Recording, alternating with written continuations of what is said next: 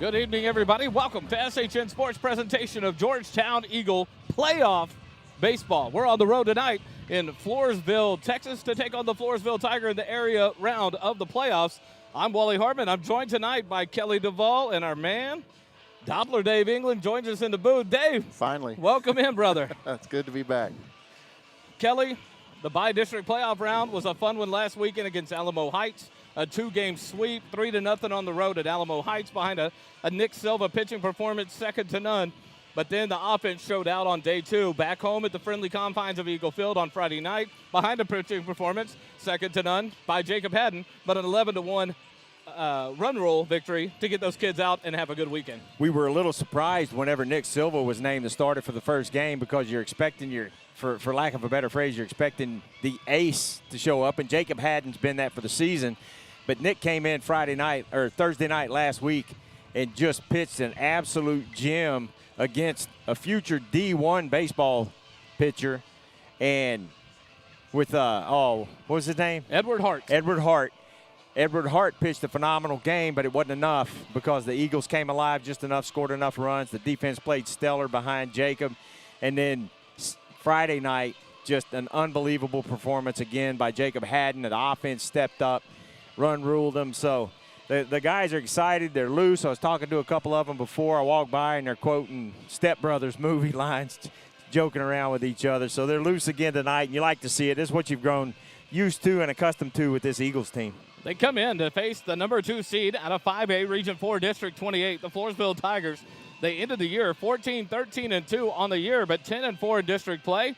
Then they go into the bi-district round against San Antonio Kennedy, and they blank the Rockets 3-0 and 5-0 in a two-game sweep. So they come in 16-13-2 to take on your Eagles here in the area playoffs. The Eagles come into the ball game on a nice 25-6 record, 10-4 in district play, a four-way co-district championship in District 25, and doesn't that speak volumes to the talent in District 25? But then you turn around in the bi-district playoffs.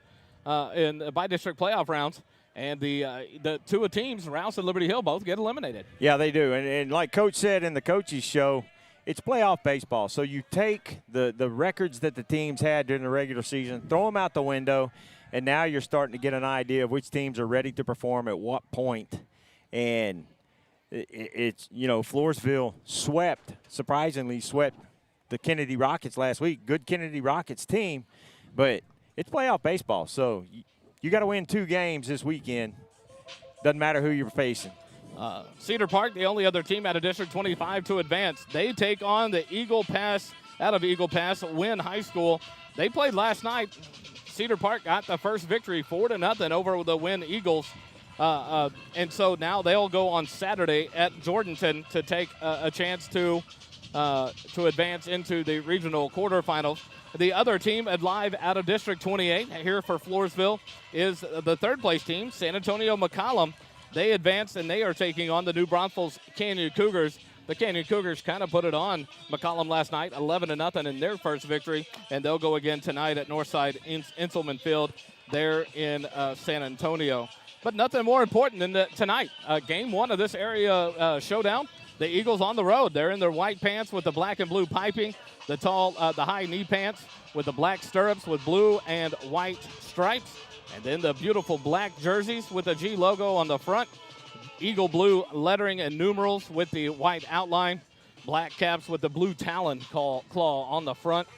Beautiful hat for the visiting Georgetown Eagles. The home team, the Floresville Tigers, they come in the home whites with the maroon pinstripes. Everything is maroon and white here in Floresville for the Tigers as their fans have started in early. We got here a little bit early to set up, and you already had blankets laid out in the stands, fans here hanging up signs. And so you expect a good turnout here from Floresville tonight. Yeah, they got the cheer squad here. They got the mascot here. So everybody's here from Floresville. And you can't help but look at the records a little bit, but really what you have to look at is the last month of the season, last 3 weeks of the season, and see what they've done. And Floresville did enough to get into the playoffs, and they were on a hot streak when they came into the playoffs. So Georgetown can't take these Tigers for granted tonight. Game number 2 of this series takes place tomorrow back at Georgetown High School at Eagle Field. It'll be a noon first pitch. We'll be on the air live at 11:30 for pregame. A noon pitch, and if Game 3 is necessary, it'll be 30 minutes after the conclusion of Game number 2 there at Eagle Field. Not that this is a concern of the players, but you know they want to get this over in 2. The prom is tomorrow night. They want to be able to take some time and get ready for that and enjoy their evening to shine here as 15 seniors on this team ready to celebrate, but yet at the time their focus is strictly here on baseball. Let's take a quick time out, get our UIL spots knocked out, and then we're going to come back. We'll have game time weather, go over the starting lineups, and be ready for some Georgetown Eagle baseball. You're listening to Georgetown Eagle Baseball live here on SHN Sports. Don't miss the UIL Baseball State Championships starting Wednesday, June 8th at UFCU Dishball Field in Austin, Texas, and the Dell Diamond in Round Rock, Texas. Ticket information and more can be found at uiltexas.org.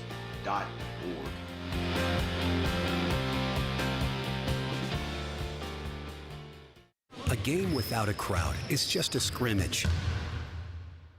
A performance without an audience is just a rehearsal. Without your presence, high school sports and the performing arts.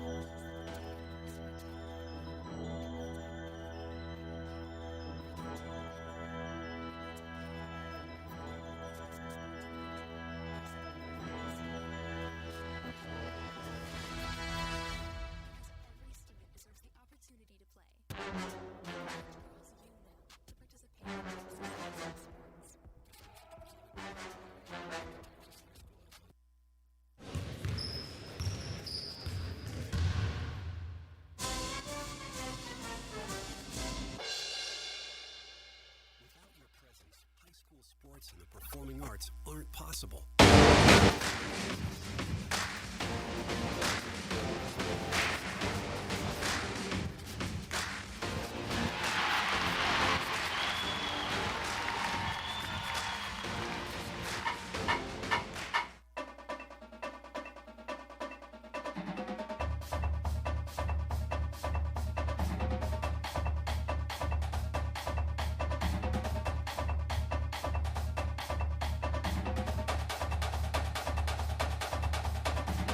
Back here live at Floresville High School for the area round of the baseball playoffs between your Georgetown Eagles and the Floresville Tigers. And we have not only the official Doppler Dave England game time forecast, but the official Doppler Dave England game time forecast brought to you live in Floresville, Texas by Doppler Dave himself. Dave, what do we got tonight? Yeah, it's your playoff edition. Weather forecast, it's 89 degrees right now, mostly cloudy, a little bit of sun. It feels like 92 degrees, humidity's 44%, southeast wind at 15, gusting from time to time on this grass field, and a little bit of dirt blowing around. So it should be, a little bit of wind tonight, but should be a beautiful night for baseball. We measured it down a little bit. It was about 320, 325 down the lines. It looked like about 365 to straightaway center field. Talked to Anna Petty last night in the coach's show and asked him about different aspects of the field. If a field is different, like we faced last week in Alamo Heights, Kelly, it was 301 down the right field line, 341 down the left field line, but only 361 to dead center field. And Andrew said it's about being ready and trusting your cohorts in the outfield to talk to you. And he said as he made that one play, headed out towards the center field wall and the shot by the Mule player, he said he heard Heil in his ear. He's like, you're getting closer, and he said, I didn't care if I had to run through the wall. I was catching that ball. You like what Coach said also about starting off on the road in the playoff series. Both teams are playing on the same field. So you've got the opportunities. You know, we've got some guys that can send the ball out of a pretty deep ballpark. So you don't worry about that. You just try to put the ball on the bat on the ball, hit something hard, put it into play, and try to get on base. And Georgetown's done a good job of that in the first round. The superintendent for Floresville High School, Dr. Jason Gilstrap, the high school principal, Marcia Gonzalez, athletic director, Andrew Roars. The coaching staff for the Floresville Tigers, their coach is Ricky Salazar. Assistant coaches, Tyler Murph, John LaFleur, and James Cano. The starting lineup for your Floresville Tigers will go this way tonight. Batting first, number 3, playing third base, Preston Freeman. Batting second and playing second base, number 4, Nader Ghulam Hussein. Batting third and playing pitching to start for the Tigers, number 9, Brandon Cardenas. Batting fourth, the designated hitter, number 2, Derek Ferreira. Batting fifth, the catcher, number 12, Caden Engel. Batting sixth, the first baseman, number 7, Jacob Trevino. Batting seventh, the left fielder, number 14, Gavin LaFleur.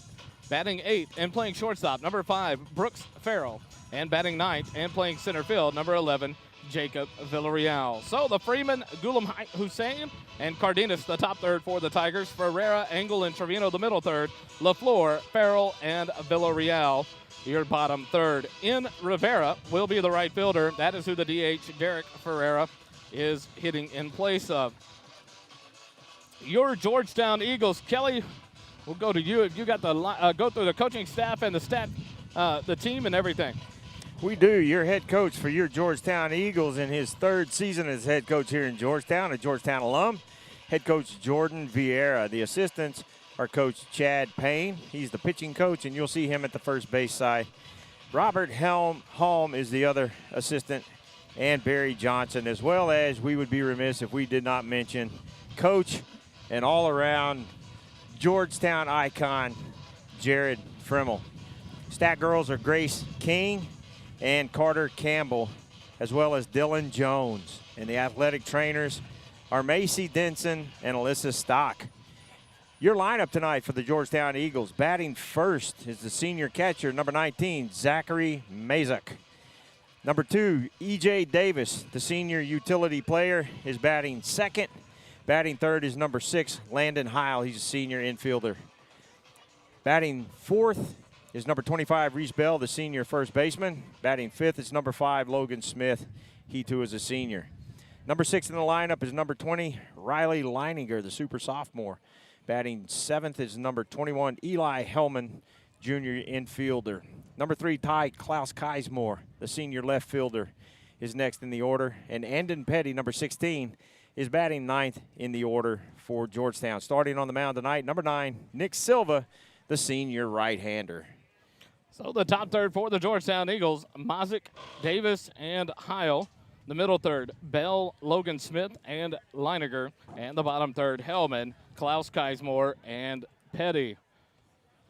4-person umpire crew here tonight for this playoff game, as we've had, and we had the kindness of that in our last 2 games against Liberty Hill and Cedar Park to prepare for the playoffs. And so it's an awesome deal. It's totally different looks that these umpires get when they come in with a 4-person team. And so the advantage is to these players to get a good called umpire game. We do apologize right up front. We're not that close to the press box, but they love to play their music loud enough that downtown San Antonio, 35 miles away, can hear it. So we do apologize. We are not owners of the rights of any of the music in which they play across this. We will not play any here on SHN, but what comes across our microphones from their booth, we do not own the copyrights for, and we do not have permission to play it. We are just victims of their volume control or lack thereof. Floresville, Texas, 35 miles southeast of downtown San Antonio, population of 7,844 as of 2020, and it is also known as the county seat of Wilson County. More importantly, it is known as the home of a beautiful restaurant that we got to enjoy a meal at, of Mavericks Grill and Saloon, not far away here from the high school. Coach Salazar, Coach Vieira, get ready to go and meet at home plate with the umpires. The third base dugout occupied by the Floresville Tigers, and the first base dugout occupied by your Georgetown Eagles. A good crowd coming out here for the Eagles, half of the main grandstand, and then the right side, first base side, filling up with Eagle fans, and the left side as well for Floresville here at what turns out to be a beautiful night. Dave, you're talking about it, 89 degrees, but this breeze blowing through it really feels like a perfect night for baseball. And it really is a beautiful field. Just now everything's natural grass, the dirt, the dust. They sprayed a little water on it earlier, but it's going to be. They'll have to use some Tide in the morning to clean up the uniforms. Coach may be on that washing duty tonight. Right. Something tells me somebody will be doing it. Tomorrow, typically, you'll expect to see the Georgetown Pinstripes at home in game number 2 if they go with it. Talking to Coach last night, asking, hey, what are we going to see tomorrow uniform-wise? And Coach said, that is up to my players. And I had a feeling they might choose this after the first road victory in the bi-district playoff round against Alamo Heights. They were in the black uniforms with the white pants, the high stirrups, and were victorious. And I think superstition plays well into baseball.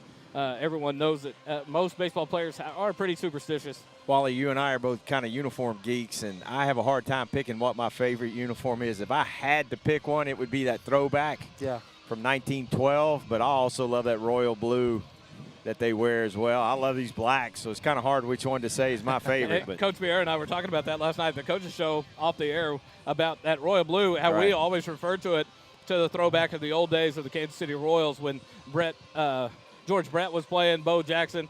Just so many different combinations. He said that's the only thing he controls in the uniform picking. He said there's been some bad combos that they've thrown out there that I had to nix. But hey, Wally, we do want to mention that tonight also not only is Georgetown playing, or the boys playing tonight, but the Georgetown girls softball is playing a one-game playoff in the regional quarterfinals. So we're going to keep you updated on that. I've got one of the parents that's going to send me the scores as the ladies are going. So we'll be keeping track with the Lady Eagles tonight as they continue their push in the playoffs as well. In round one, the Georgetown Lady Eagles softball team was victorious in a 2-game sweep over Buda Johnson. Then they went to a 1-game winner-takes-all in the area round and were victorious 11-1 as well. And then now in a 1-game playoff. And so a totally different scenario you're seeing than what you're seeing out of a lot of baseball playoffs here in the area round. I was looking on TexasHighSchoolBaseball.com earlier. Most of the playoff rounds for the area in 5A are all 4-game or best-of-3 series with just a smidge of 1-game playoffs, and you just don't see it a lot anymore. Right, and it's the same in baseball as it is in softball after the first round, but it comes down to a coin toss for 1 game or 2, or 1 game or a 3-game series, and the last 2 series, Georgetown ladies have not been lucky on that coin toss because they, like the boys, have a deep pitching staff. They've got some phenomenal pitchers on that girls' team, and they want to go a 3-game set and not let somebody get lucky in a game and beat them once. But it is what it is, and last week the girls dealt with it with no problem. And it's fun. Back in the game, the Saturday game, the tilt against the Cedar Ridge Raiders, Kelly, we got to visit with Braylon Pinnell. She came up in the booth with us there at the game and talked with us. And it was interesting just to get a different angle in the softball world of recruiting during COVID time. She's going to Texas State University next year on a full ride. And just that's the communications between the coaches and the relationships she was able to build, even though she wasn't able to be on the campuses. And you see that turning now as the pandemic seems to be a lot less affecting life as we know it every day, which is wonderful. We're out and about. You see a crowd like this for a Friday night baseball game, and it's fun to be a part of. We missed a lot of that over the last couple of years. These kids missed out on that. And so you love to see these kids. And you talk to this Georgetown team, impressive to talk to these young men, not baseball players. Separate that. These young men are an impressive group of young men that Coach Vieira and Coach Payne and the rest of the coaching staff impress upon and push to be the best involved citizens, athletes, scholars in the classroom. We recognized that last week about how many academic awards were given out, and just to see the effort all around for these kiddos. And it's so much fun to be around these kids. It's fun to talk to the softball girls, the parents of all these student athletes. They're so welcoming, and they just make us feel like such a part of this. It makes it even more fun to get up here and call these games. I mean, you know, we get to come set up and call baseball. Sit up here and talk baseball. And we love it, especially on a night like tonight. It's awesome. Dave is out here joining us in Floresville before he heads back to work tomorrow morning, back on the fire engine there in Sam Bass. And so just a great opportunity to enjoy a beautiful night here tonight in Floresville, Texas. I never thought I'd say that. A beautiful night in Floresville, Texas. But hey, our bellies are full too. I tell you what, man. the food was great. Mavericks Grill and Saloon. And April, we got to give a shout out to April. April did not hesitate to start giving me a bunch of bull from the beginning, which makes me want to be friends with somebody if you're just going to start talking garbage just right off the bat. Close friend of mine. mine. It was awesome. After I dumped my tea on her, it was close friend of mine. He's a highway patrolman down here in the San Antonio area. He lived in Floresville, so I reached out to him and said, "Hey, where do you eat down here?" And he recommended Mavericks, and he wasn't kidding. Plenty of food. If you're hungry, that's a good place to go. And thanks to your friend, the Trooper, we thank all of our first responders. Dave is the firefighter. Sam Bass, congrats to you, Dave. I think we'd be remiss if we didn't mention it. 25 years as a firefighter for the Georgetown Fire Department back home in Georgetown, Texas. Just retiring there at the end of the first week of May after 25 years. Thank you for your service. Thank you. What a great career and an example you set to so many, but yet serving the community for that long. And it continues with some activity at Sam Bass to keep the fire alive, to keep. Still get to tinker with it a little No, bit. he's not keeping the fire alive. He's putting the fire out, Wally. Right. Keeping the desire alive to fight fires. At home plate, Coach Salazar, Coach Vieira. One thing I did notice, Kelly, I don't know if you noticed it, when the team broke the huddle, they had a poster-sized cutout of Jared. Jared not here tonight. Oh. And so they had the poster Jared, and he is back in the dugout. All right. And so Jared, the one to give the players a business right back and Right. They were going to take him out. to the home plate meeting. That just shows you what these kids think of Jared. Jared's been love around it. this program a long time, long time. Previous head coach brought Jared in, and these boys, coaching staff, still do a lot with the special needs community in Georgetown. It is phenomenal. The exceptional Georgetown Alliance works very closely with these players, and they just love that connection. And Jared is beloved and a legend at Georgetown High School, and we're sad he can't be here, but we've got him in photo. Oh, it's awesome. That would have been funny if the umpires would have let him be at home plate. But Hey. and the Challenger game that these boys participate in every Saturday at 9 o'clock at Eagle Field, and just giving back in the community and being surrounded last night at the coaches show. You guys weren't there, and something I saw and witnessed, and it was so cool. They had invited and reached out at last minute to the GYBA. The season was over, but to come to the coaches show and see it, a lot of the players turned out for the varsity team. And there was one GYBA player that came, brought a baseball, interacted with these kids, got the ball signed by them and by the coach, and just sat there at 10 of the entire time listening to the interviews with Jacob Haddon, Nick Silva, with Andon Petty, with Coach Vieira. And it was just great to see the interaction. Those boys immediately talked to Stevie, and I'll mention Stevie because Stevie was there last night in uniform, sporting the Blue Jay jersey from GYBA baseball, and it was so cool to see him and his family out there. And so it was just neat to see these players reach out and be a part of this, no matter what the age or the group or the skill level or the special needs. I've said it time and time again. In this day and age in our society, you talk to a teenager and sometimes they just look at you like you got a baby arm growing out of your forehead and then turn around and walk away. And these kids sit there and they have a conversation with you. They're intelligent. They're fun to talk to.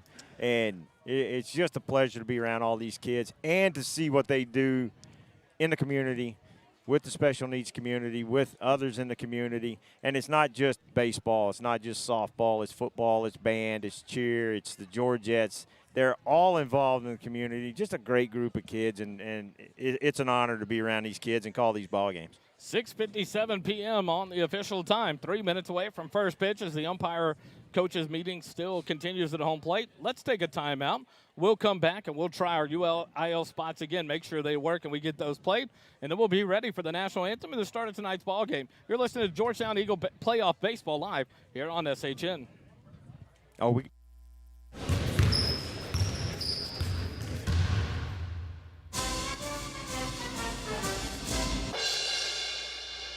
Without your presence, high school sports and the performing arts aren't possible.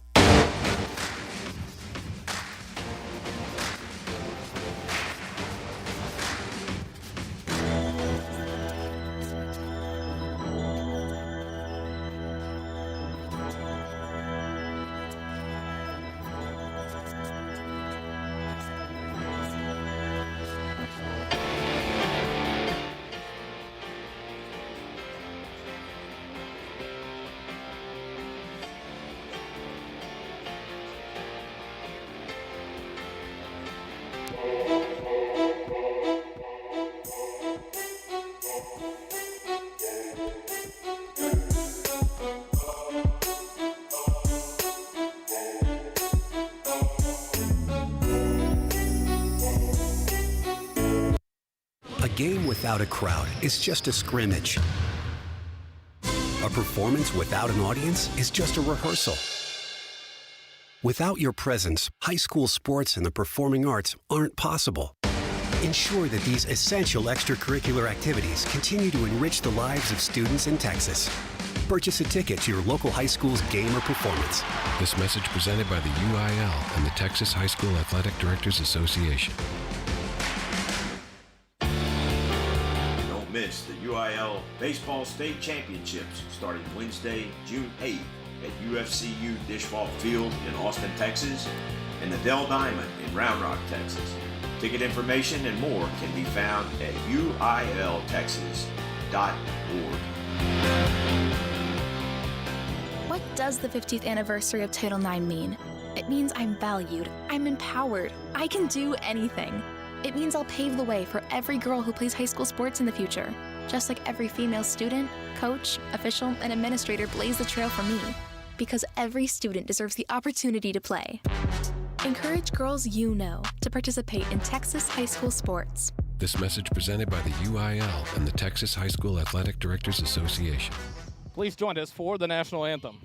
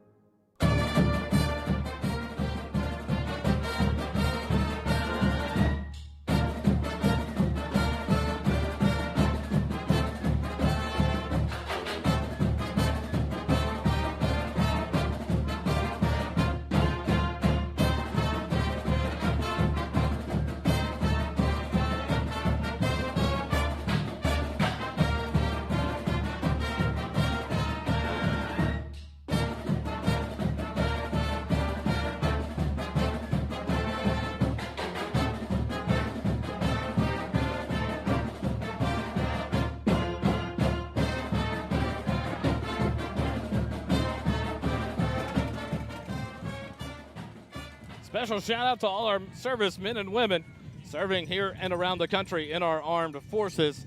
We would be nowhere without those men and women lovingly serving our country and protecting our freedoms back here at home. So thank you to each and every member of the armed forces serving our country. Wally, I got to give a little shout out. There's a bunch of kids playing ball over here off to the side, and when the anthem started, every one of them stopped, took their baseball caps off, turned to the flag.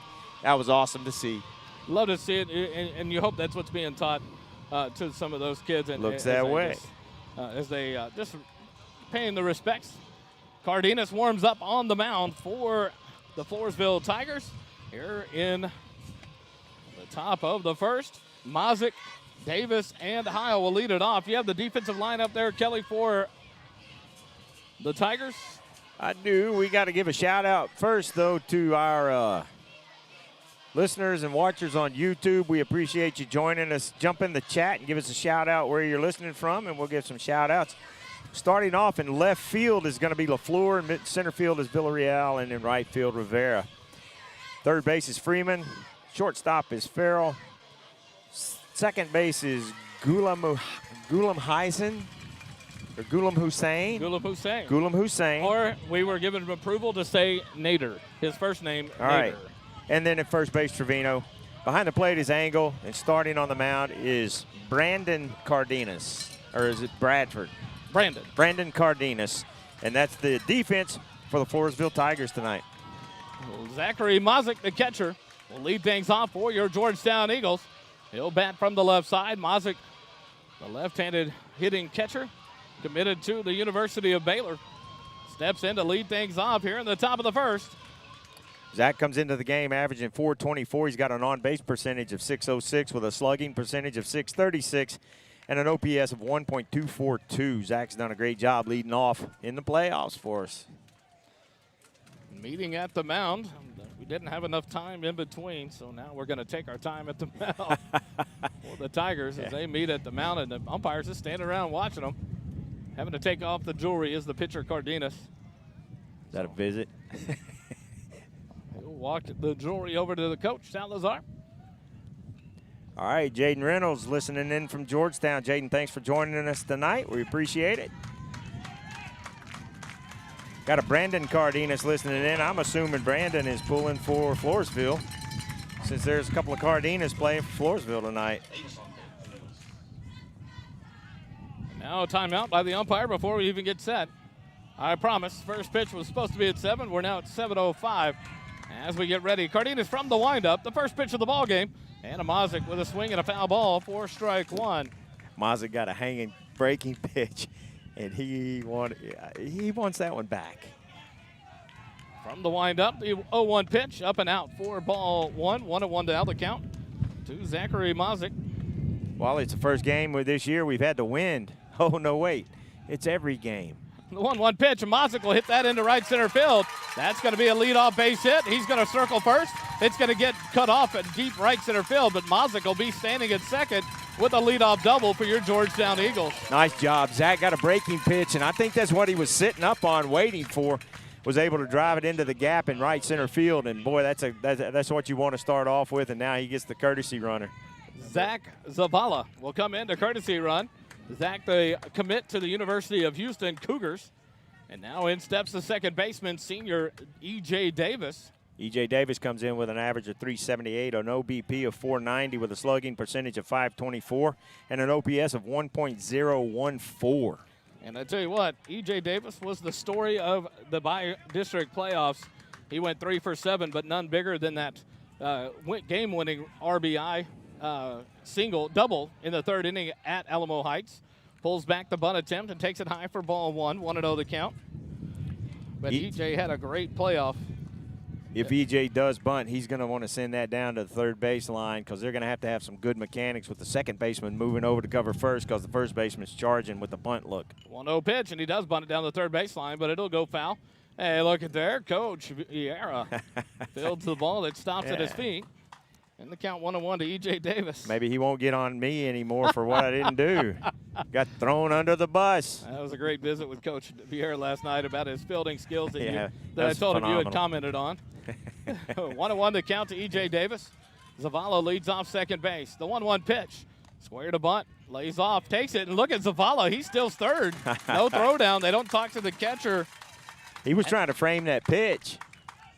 So he hung on to it with no chance to throw runner out at third. So now Zavala on third base, no outs. The 2-1 pitch, and it's in there for called strike 2. 2-2 the count now to E.J. Davis. 2 balls, 2 strikes, no outs. Georgetown has a leadoff runner aboard. All the way at third base now after a double and a stolen base. The 2-2 pitch, swing and a miss, and Davis goes down for strikeout number 1. 4 out number 1.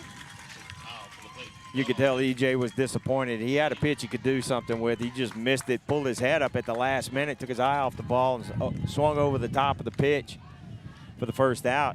Now you've got Landon Heil coming in. Landon's batting .397 on the season with a .519 OBP and a slugging percentage of .556 with an OPS of 1.075. The first pitch to Heil, swinging, drives it into left field. It's going to be deep enough to score Zavala from third. The catch made, F7 in the book. The throw comes. It'll be cut off by the third baseman. No, he'll let it go. But Zavala scores standing up. So a sacrifice fly by Landon Heil scores the first run of the ball game for the Eagles. 1-0 your score.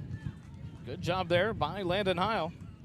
Put the ball in play and get the sacrifice fly. And that'll bring up Reese Bell, the first baseman. Reese, the big senior first baseman, .333 on the season with an OBP of .442. First pitch, swing and a miss, strike 1 to Reese Bell. Reese has got a slugging percentage of .593 and an OPS of 1.035. Tough top of the order for the Eagles. The 0-1 pitch. And the ball hit into right center field. And it's going to be down. A nice diving attempt by the right fielder, but he can't get there. And a 2-out single for Reese Bell. Second hit of the ball game for the Eagles, and that'll bring up Logan Smith with a runner on and 2 outs. here in the top of the first inning. Wally, I've got to say, I'm watching the umpires. Great mechanics. The umpire getting out there, the second base umpire getting out into the field so that he can see, make sure he makes the right call out there with the third base umpire moving over. Great job by them. I like watching good mechanics with the umpires. Logan Smith steps in. Face off against Cardenas. The first pitch to Logan Smith. He kind of half swings and takes a strike there. 0-1 to count. Logan's batting .258 on the season. Got an on-base percentage at .378 and a slugging percentage at .371 with an OPS of 749. Fouls this one back to the screen. 4 strike 2. 0-2 the count now to Logan Smith. All right. Well, if you don't play on the field, get dirty. Chasing down the foul ball. That was funny. See how it's going to be. I like it. 0-2 the count to Logan Smith. The 0-2 pitch. He'll chop it down the third baseline. Foul for the foul ball. Stays alive in the at-bat. 0-2 the count. Zachary Mazik leads it off with a double to right center field. Zach Zavala, the courtesy runner, steals third base and then scores on the sac fly from Landon Heil. The Eagles lead it 1-0 here in the top of the first. 2-out single by Reese Bell has him at first base, and in is Logan Smith. Pickoff attempt. Bell dives back in safely. I still never understand why he has a big enough lead to ever have a throw over. Reese wheels Bell, man. The 0-2 pitch, swing and a miss. Oh, foul tip off the glove of the catcher, Engel. So Smith stays alive.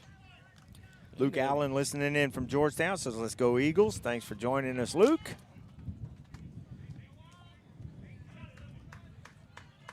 Oh, 0-2. The count to Logan Smith. And now a timeout here. At home plate, Cardenas from the windup, or from the stretch. The 0-2 pitch, and a ball batted right up the middle. The second baseman tries to get to it and can't get to it. And it's right between him and the shortstop into center field.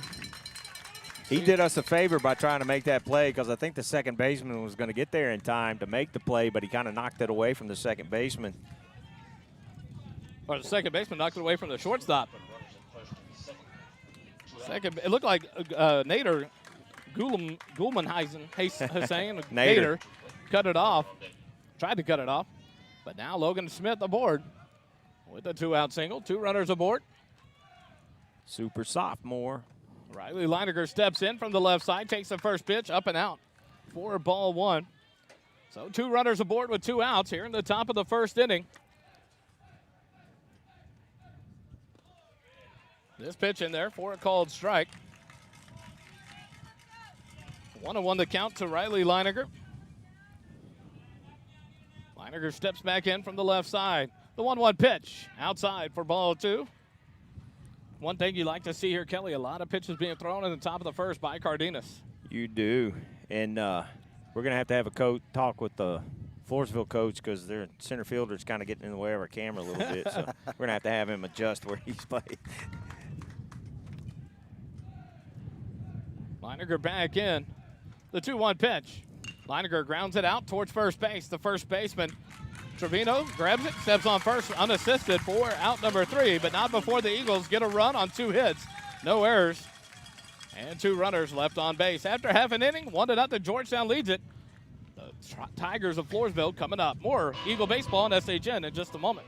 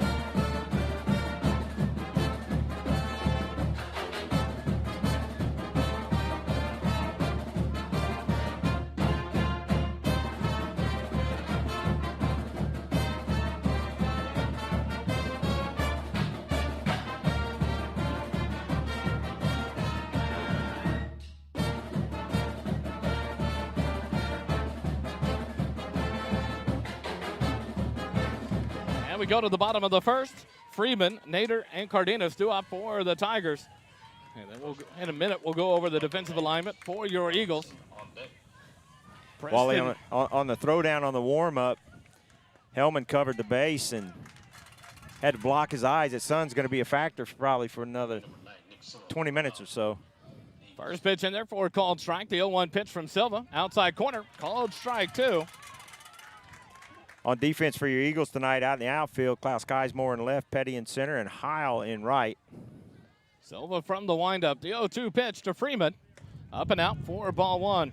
On the infield for the Eagles, you got Smith, Hellman, Davis, and Bell. Very familiar looking lineup. Behind the plate, you got Mazak and Silva on the mound. The 1-2 pitch in the dirt. 2-2 now the count to the leadoff batter, Preston Freeman. Freeman, the third base, leads it off. The left-handed hitter. The 2-2 pitch. Inside corner, called strike 3. For out number 1, first strike out of the ball game for Nick Silva. And that'll bring up Nader Ghulam Hussein, the second baseman. He'll step in from the right side.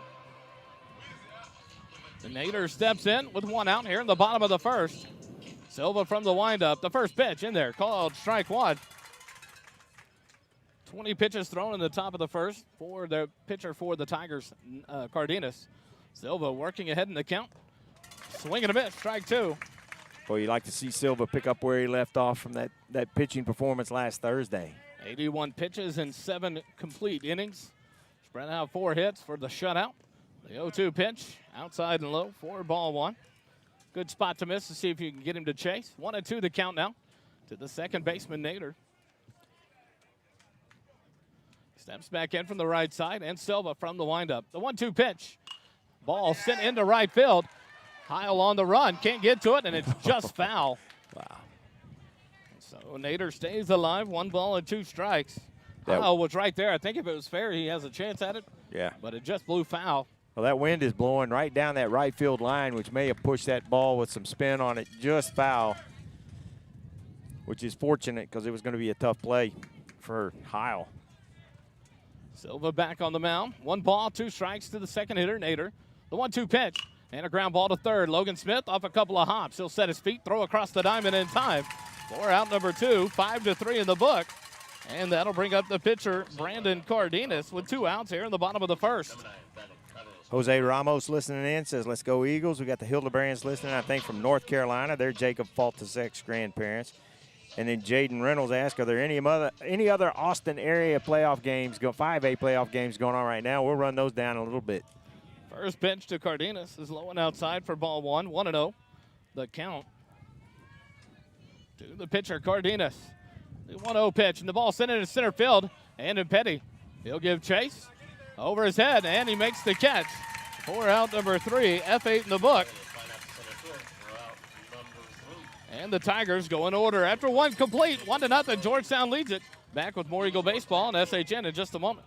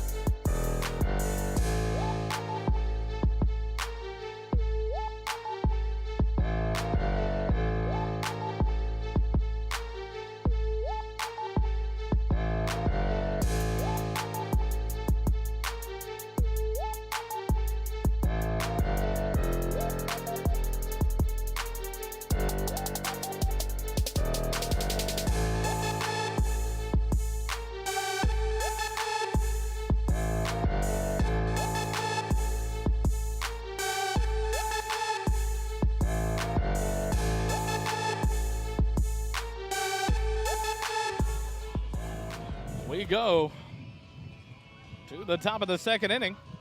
2 up here for the Eagles, the 7, 8, 9 hitters, Hellman, Klaus Keismore, and Petty. Eli comes in batting .317 on the season with an OBP of .462, slugging percentage of .366, and an on-base plus slugging percentage of .828. Hellman will step in from the right side. The first pitch from Cardenas, swing and a miss, strike one to Eli Hellman. Apologize, folks. The umpires right in your view right there. The 0-1 pitch to Hellman, and that goes over his head. 4-1. 1-1 to count to Eli Hellman. The 1-1 pitch. Hellman lays off and takes it for a called strike. 1 ball, 2 strikes now. 20 pitches in the first inning for Cardenas.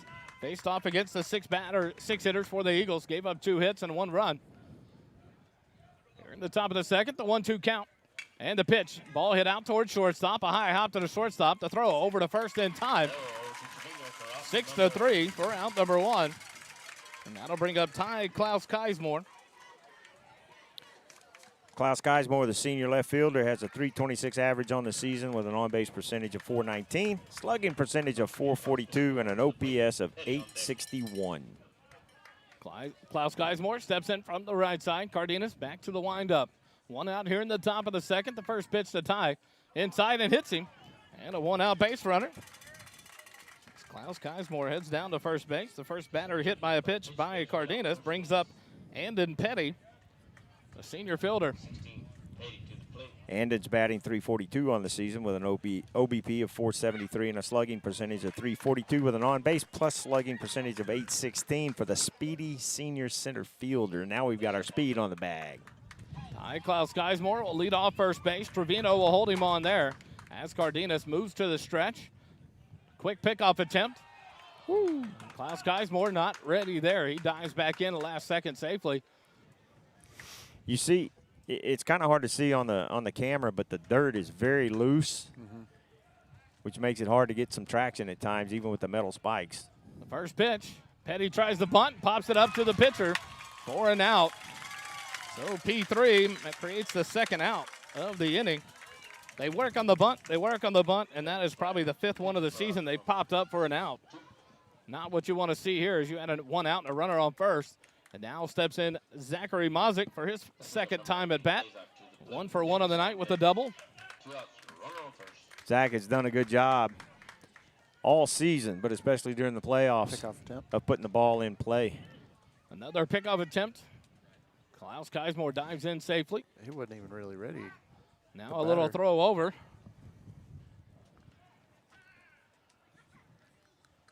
Mozik will step back in. Now they'll clear the dirt off of the top of the bag. As, like you said, that loose dirt flying back in. They sprayed down the home base area with water before the game, and the wind's blowing so hard and it's so dry out with the humidity being so low that it's back to being just dust.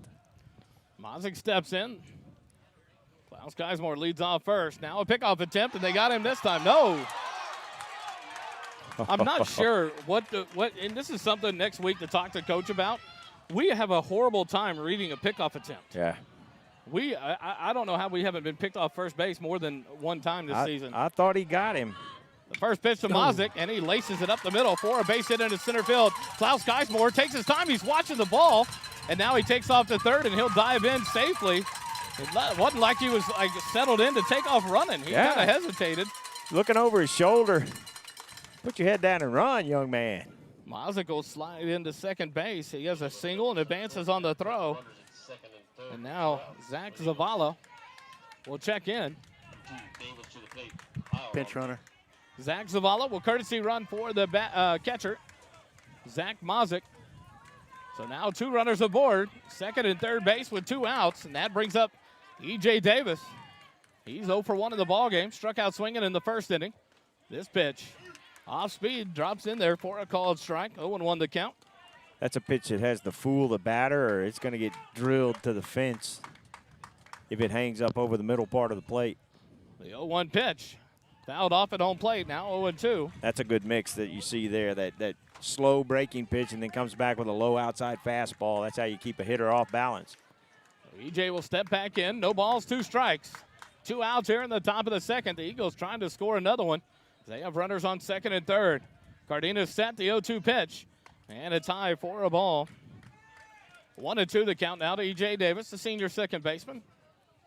The Eagles have been able to do some damage with 2 outs, Wally, and we've seen it most of the season. So Cardenas set the 1-2 pitch, and it's a ball hit up the middle. Wow. Cardenas fell down but made the catch.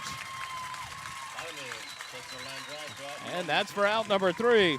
No runs on 1 hit, no errors, 2 runners left on base. After 1.5, it's still 1-0 Georgetown. Back with more Eagle baseball on SHN in just a moment.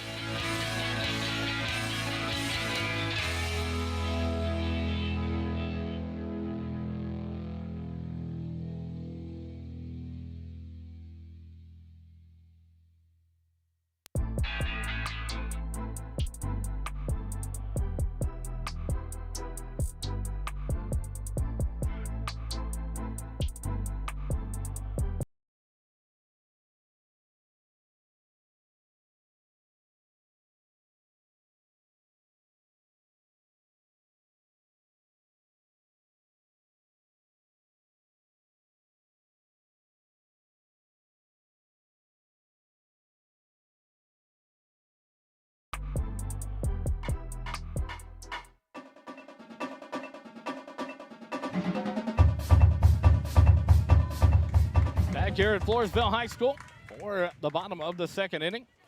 4, 5, and 6 hitters due up for the Tigers. Derek Ferreira, Caden Engel, and Jacob Trevina. Ferreira, the designated hitter, steps in to lead things off here at the bottom of the second. Nick Silva from the windup.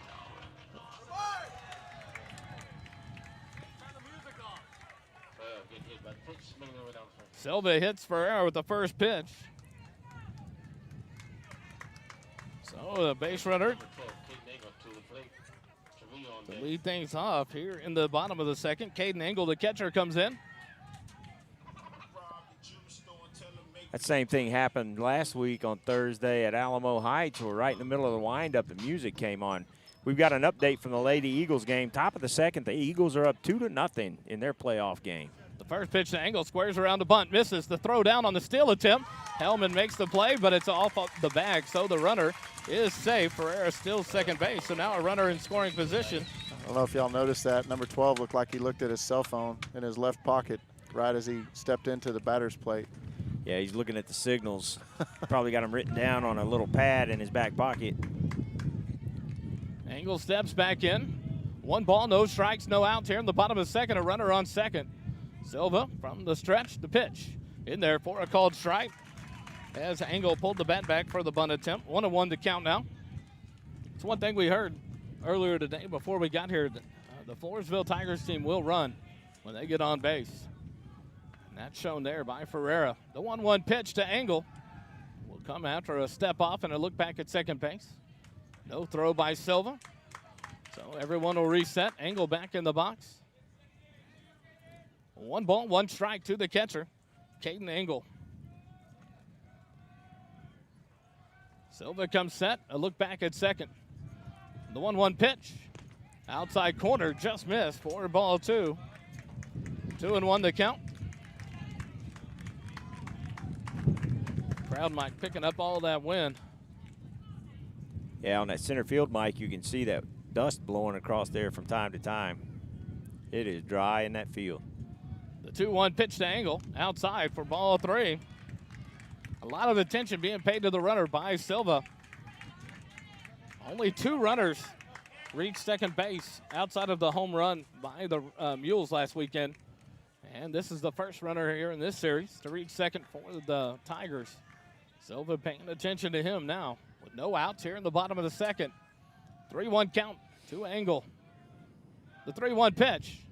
And the ball hit out towards second. Davis will backhand it, set his feet, throw to first in time. 4-1 out, 4-3 on the putout. That'll move the runner up to third base with 1 out. So a good job by Engel to move the runner up to third base. Now just 90 feet away, and that'll bring up Jacob Trevina, the first baseman, for his first plate appearance. Nice job there with the defense again. You see that strong defense making good, solid plays, trying to limit the damage here. The corner is playing up on the edge of the grass. Bell and Logan Smith. The first pitch to Trevino, and a ball slapped down the third baseline, but pulled foul for strike 1. 0-1 to count now to the first baseman, Jacob Trevino. One out here in the bottom of the second. Leadoff batter hit by a pitch. Stole second base, moved to third on the ground ball by the catcher Angle. The 0-1 pitch in the dirt. Outside, good block there by the catcher. Zachary Mozick, 1-1 the count now to Trevino. Gavin LaFleur, the left fielder, on deck for the Tigers. Trevino back in from the right side. Silva comes set from the stretch. The 1-1 pitch, outside corner, but misses. 2-1 the count now. Jacob doesn't quite have the control that he had last week, so we'll see if he can bring some of those pitches in a little bit as he gets a little warmer, gets a few more throws under his belt. This pitch fouled off on a hesitation swing there by the first baseman Trevino. 2-2 now the count. Who did I say? Jacob. Nick Silva. Nick Silva. That's what I meant. Settle back in now. Trevino from the right side. 2 balls and 2 strikes with 1 out. The 2-2 pitch. Up high for ball 3. 3-2 now the count to Trevino. The middle infield, a double play depth. Logan Smith now almost even with the bag at third. Bell just a step off the grass at first base. The full count pitch misses outside in the dirt. For a walk, the first walk issued by Silva here in the ball game, and now runners on the corners with 1 out. First walk of the ball game, and that'll bring up number 14, Gavin LaFleur.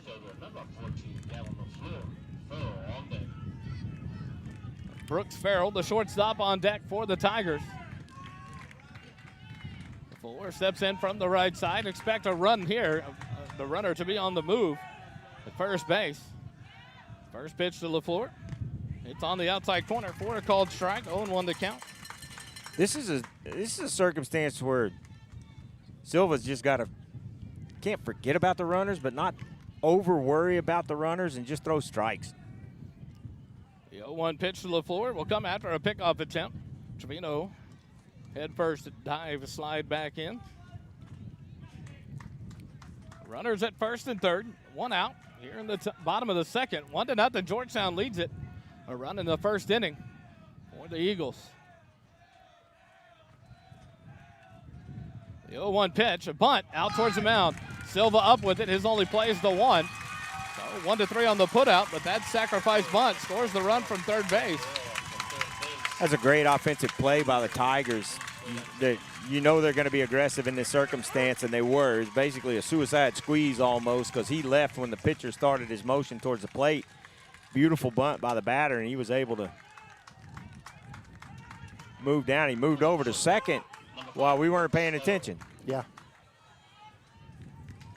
He advanced on the bunt. Silva's only play as it brought him off the mound towards the first baseline. The only play was the first base to Bell. 1-3 on the putout. Now 2 outs, and the runner at second. Check swing. First base ump on the appeal. Said he went around. So a strike there for Brooks Farrell. I thought he went around from home plate's view. So 0-1 the count to the shortstop, Brooks Farrell. The commit to UTSA. Steps in. The 0-1 pitch outside for a ball. 1-1 the count now. Jacob Villarreal, the number 9 hitter in the lineup for the Tigers, due up next. 2 outs here in the bottom of the second, all tied up at 1-1. The 1-1 pitch and a ball popped up on the right side of the infield. Reese Bell calls for it and makes the catch. P3 for out number 3, but not before the Tigers put a run on the board. 1 run on no hits, no errors. 1 runner left on base. After 2 innings, it's tied up 1-1. Back with more Eagle baseball and SHN in a moment.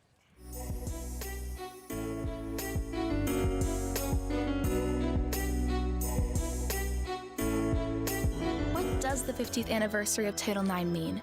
It means I'm valued, I'm empowered, I can do anything. It means I'll pave the way for every girl who plays high school sports in the future. Just like every female student, coach, official, and administrator blaze the trail for me. Because every student deserves the opportunity to play. Encourage girls you know to participate in Texas high school sports. This message presented by the UIL and the Texas High School Athletic Directors Association. A game without a crowd is just a scrimmage. A performance without an audience is just a rehearsal. Without your presence, high school sports and the performing arts aren't possible. Ensure that these essential extracurricular activities continue to enrich the lives of students in Texas. Purchase a ticket to your local high school's game or performance. This message presented by the UIL and the Texas High School Athletic Directors Association.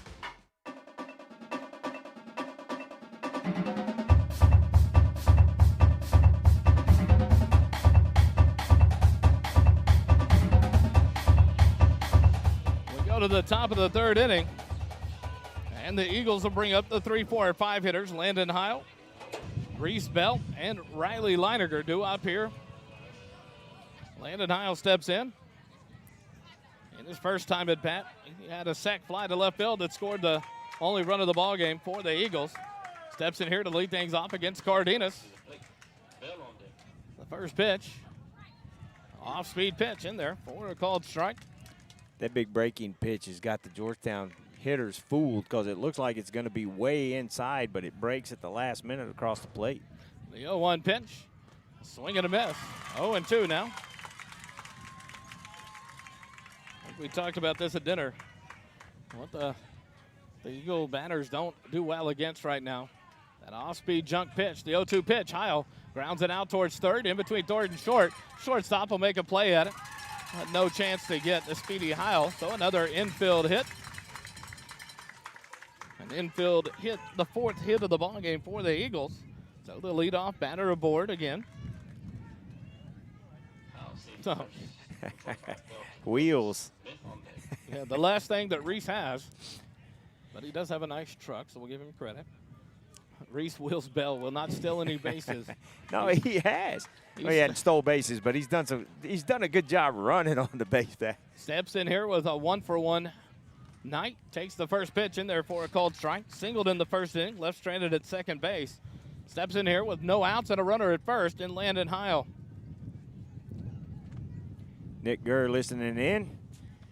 Encouraging the Eagles to get this win tonight. Thanks for listening, Nick. Heil leads off first. Trevino holds him on. The 0-1 pitch to Bell. And Bell slaps it into left field, and it's going to be down for another base hit. Bell's second hit of the night. Now 2 for 2, and runners aboard at first and second to start things off here in the top of the third. Tell you what, Reese Bell likes that off-speed pitch there. He does. That's the second time he's hit one hard. That brings up Logan Smith. He singled in his first at bat. He's 1 for 1 in the ball game. Steps in here. No outs and runners on first and second. Riley Leininger, the sophomore, designated hitter on deck for the Eagles. First pitch, Smith squares around the bunt, chops it down the third baseline, foul for strike one. Tried to lay it down the line to get the runners moved up. Third baseman staying committed at third base, so it's going to be all on Cardenas to come off the mound to field that. The shortstop playing over towards second, so they're alone. Either they're leaving the base open for the runner to advance from second. So we'll see if Logan squares again. Runners on first and second, they both lead off. Now they'll turn towards second, no throw. Heil back. First baseman Trevino playing in about 5 steps on the grass, expecting the bunt. The third baseman back even with the bag at third. The 0-1 pitch and the bunt by Logan Smith. The pitcher Cardenas over to field it. He'll throw to first and just gets Logan Smith for the first out of the inning. 1-4 on the putout. But a good bunt there by Logan. The sack bunt moves the runners both into scoring position at second and third. And Riley Leininger stepping in. Riley's done a good job this year getting on base. He's got over 500 on-base percentage. His batting average is a little deceptive because he's had some timely hits for the Eagles and driven in some runs this year. Had a 2 RBI single in that first game against Alamo Heights on Thursday night. The first pitch to Leininger. He takes it for strike one on the outside corner. It's like the catcher angle never stopped moving. Went out to get it. Seemed outside, but called a strike. 0-1 to count to Leininger. The 0-1 pitch. Inside, Leininger lays off. He takes it for a ball. 1-1 to count. Leininger with the opportunity here with the runners in second and third with 1 out. The 1-1 pitch outside for ball 2. 2-1 to count to Riley.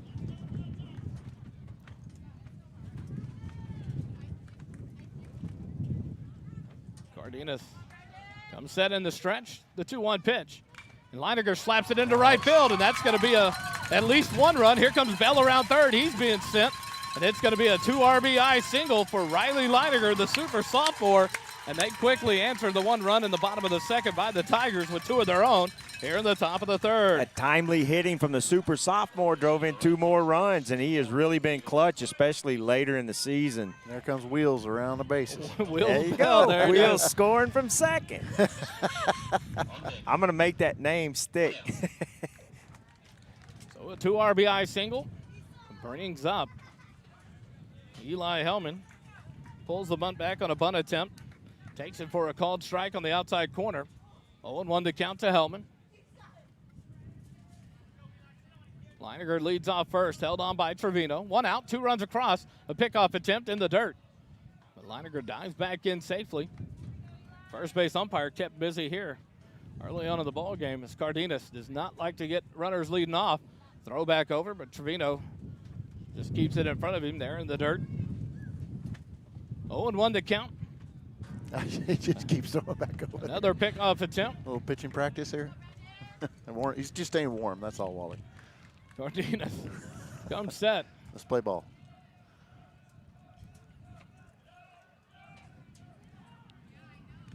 And a good job by Eli Hellman to call time. Cardenas staying for a long time at the set position of the stretch. One that's being able to hold it, not blow over this wind for a ball. Yeah. But a good job by Hellman to throw things off and settle it back down. Right when he started his windup, I was about to say, call time, call time. And you hear Coach Vieira down third baseline. The 0-1 pitch off the end of the bat, fouled off back towards the first base dugout for strike 2. So now Eli Hellman in a hole. He's 0 for 1 in the ball game, grounded out to the shortstop in his first at bat. Steps in here with 1 out and a runner down at first. Klaus Geismore on deck for the Eagles. Cardenas comes set. And a balk ruled there, and that's what we were just talking about. And 2 umpires called it. And the thing is, you're holding you're trying to worry so much about the runners, and you're trying to hold that position, and you cannot move. Yeah, once you come set, your move has to be either towards the base or towards the plate. And if that front foot goes towards the plate, but the second base umpire said he rocked his arms a little bit, maybe getting adjusted. The 0-2 pitch, low and outside, 4-1. 1-2 now, the count to Eli Hellman. You can't do that. 1-2 to Eli Hellman with 1 out and a runner now in scoring position at second. The 1-2 pitch, and it hit Hellman in the helmet. I thought it did. Sounded like it did. The glove. Now 2-2. An opportunity there to get your base. That saved the dome. 2-2 now, the count to Hellman. The 2-2 pitch. Just high for ball 3. Wow, good eye. The fan powers thought that was a strike. 3-2 count now to Eli Hellman with 1 out. Runner at second in Leininger. The 3-2 pitch. And a ground ball out towards the pitcher. He loves to fall down, and he does and scoops it up. It's not a force play. The runner's safe, and he's safe at first. He reaches on a fielder's choice, but the third baseman, tell you what, Freeman not paying attention there. He fields it like he was making a force out. There was no force play, and the Eagles are beneficiary. That's an error. You and I have talked about this, Wally. It's the fundamentals of this game. The fundamentals have to be taken care of, and that's one of those circumstances where you lose just a little bit of focus, and instead of making the tag and getting that lead runner out, now you got runners on the corners with 1 out. So an error on the third baseman as Hellman dives back in with another pickoff attempt. You're right, Dave. He's thrown over a bunch of times. The thing is, he's got 45 pitches and 48 pickoff attempts. So he's wearing his arm out. Right. Well, you got to look at pitch count. If we had a stat guy, The first pitch. And a stolen base there by Hellman as the catcher Engel went to throw, but he dropped it. So now 2 runners in scoring position with 1 out here in the top of the third. 1 ball. 1-0 count. 1-0 count to Ty Klaus Geismore. He was hit by a pitch in his first at bat. Left stranded at third base. Steps in here, the 1-0 pitch. And Klaus Geismore swinging a miss. Strike 1. That one fooled Ty because he thought a little more heat was coming in there, and then he realized that ball was hanging up, tried to take a cut at it, but missed. The 1-1 pitch to Ty Klaus Geismore. Ty takes it for a called strike. I think that's the pitch he thought was coming on the previous attempt. And now Ty steps back in. 1 ball, 2 strikes. Andon Petty on deck for the Eagles. Hellman down at second, Leininger at third. 1 out here in the top of the third. The 1-2 pitch, and Klaus Keismore sends it into center field. The center fielder comes charging in. He'll make the catch. The throw coming towards the plate. It'll be cut off, and that would have been a close play at home. But Riley Leininger scores the 4th run of the ball game. Catcher's asking why he cut it, too. That throw was going to be a close play at the plate. So Hellman stays at second. A sacrifice fly by Klaus Keismore. F8 in the book for out number 2, and that brings up Andon Petty. But now 3 runs across here in the third. The Eagles have taken the lead back. They were up 1-0. Tigers tied it up at 1-1 in the bottom of the second. The Eagles have answered with 3 here in the top of the third. 4-1 your score. And in steps Andon Petty. He's 0 for 1 in the ball game. He popped out on a bunt attempt in his first at bat.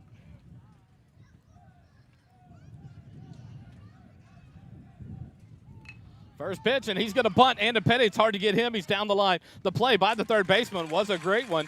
He comes in and charges, makes the throw in time. 5-3 on the putout. And the Eagles are down here in the top of the third. But not before they put up 3 runs on 3 hits, 1 error, and 1 runner left on base. We go to the bottom of the third, 4-1. Georgetown leads it over Floresville. More at Eagle Baseball and SHN in just a moment.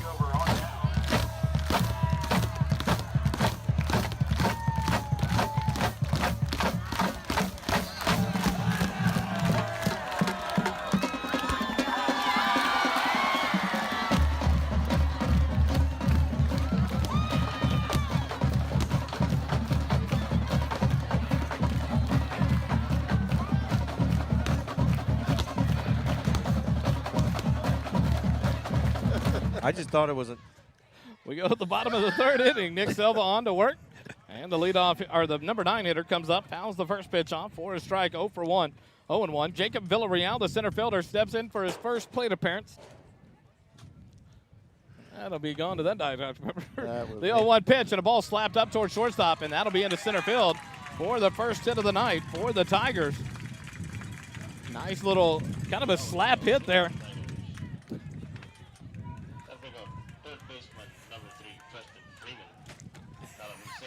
Please don't open that up here. Base hit by Villarreal. Folks, as you're watching on your TV, you might have seen a Dr. Pepper bottle fall out of the stands, and now it's shaken up, and we're not going to open it because we'll lose our scorecard. Shaken, not stirred. Leadoff batter aboard, and that brings up the top of the lineup, Preston Freeman. He'll slap one. Logan Smith was playing about 3 steps in on the grass for some reason, I guess expecting the bunt. And a line drive right by him. If he's back in normal position, Kelly, I think he may field that one. I think so, but a good piece of hitting by the Tigers there. And you said it earlier, Wally, they're not afraid to swing the bats. They're an aggressive team. They're aggressive on the base pass, so you can't relax with a 3-run lead. Their bats are coming alive now. 2 back-to-back singles to lead it off here in the bottom of the third. And in steps Nader, the second baseman. He's 0 for 1 in the ball game. He ground out to the third baseman, Logan Smith, in his first at-bat. Steps in here with no outs and 2 runners on.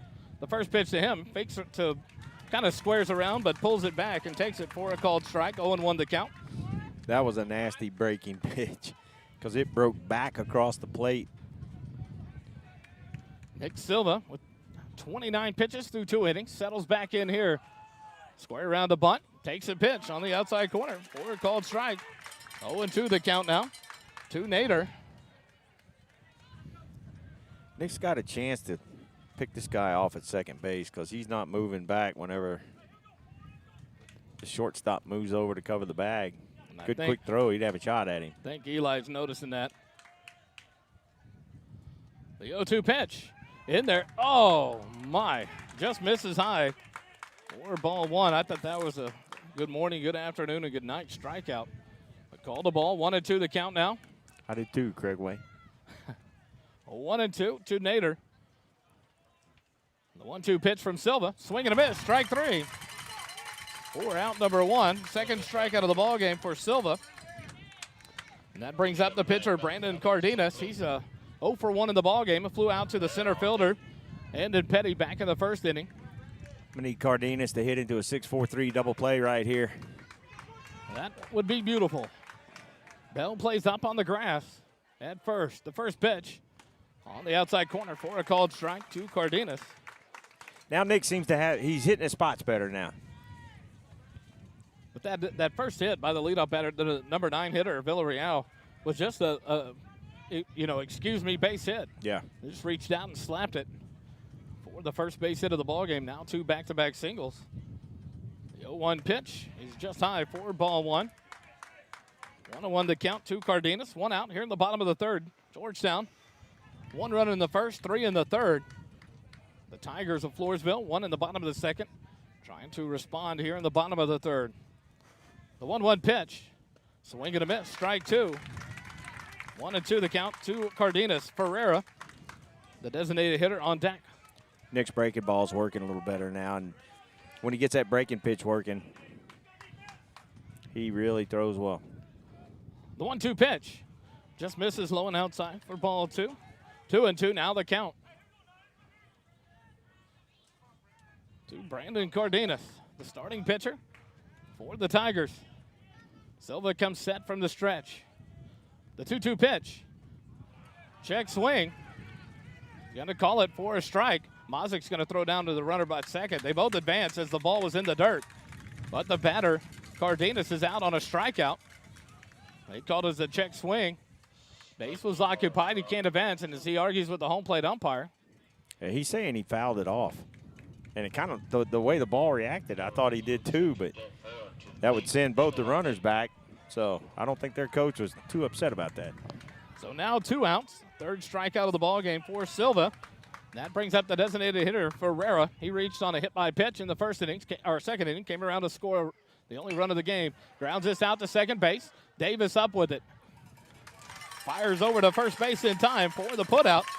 And the Tigers go quietly here in the bottom of the third.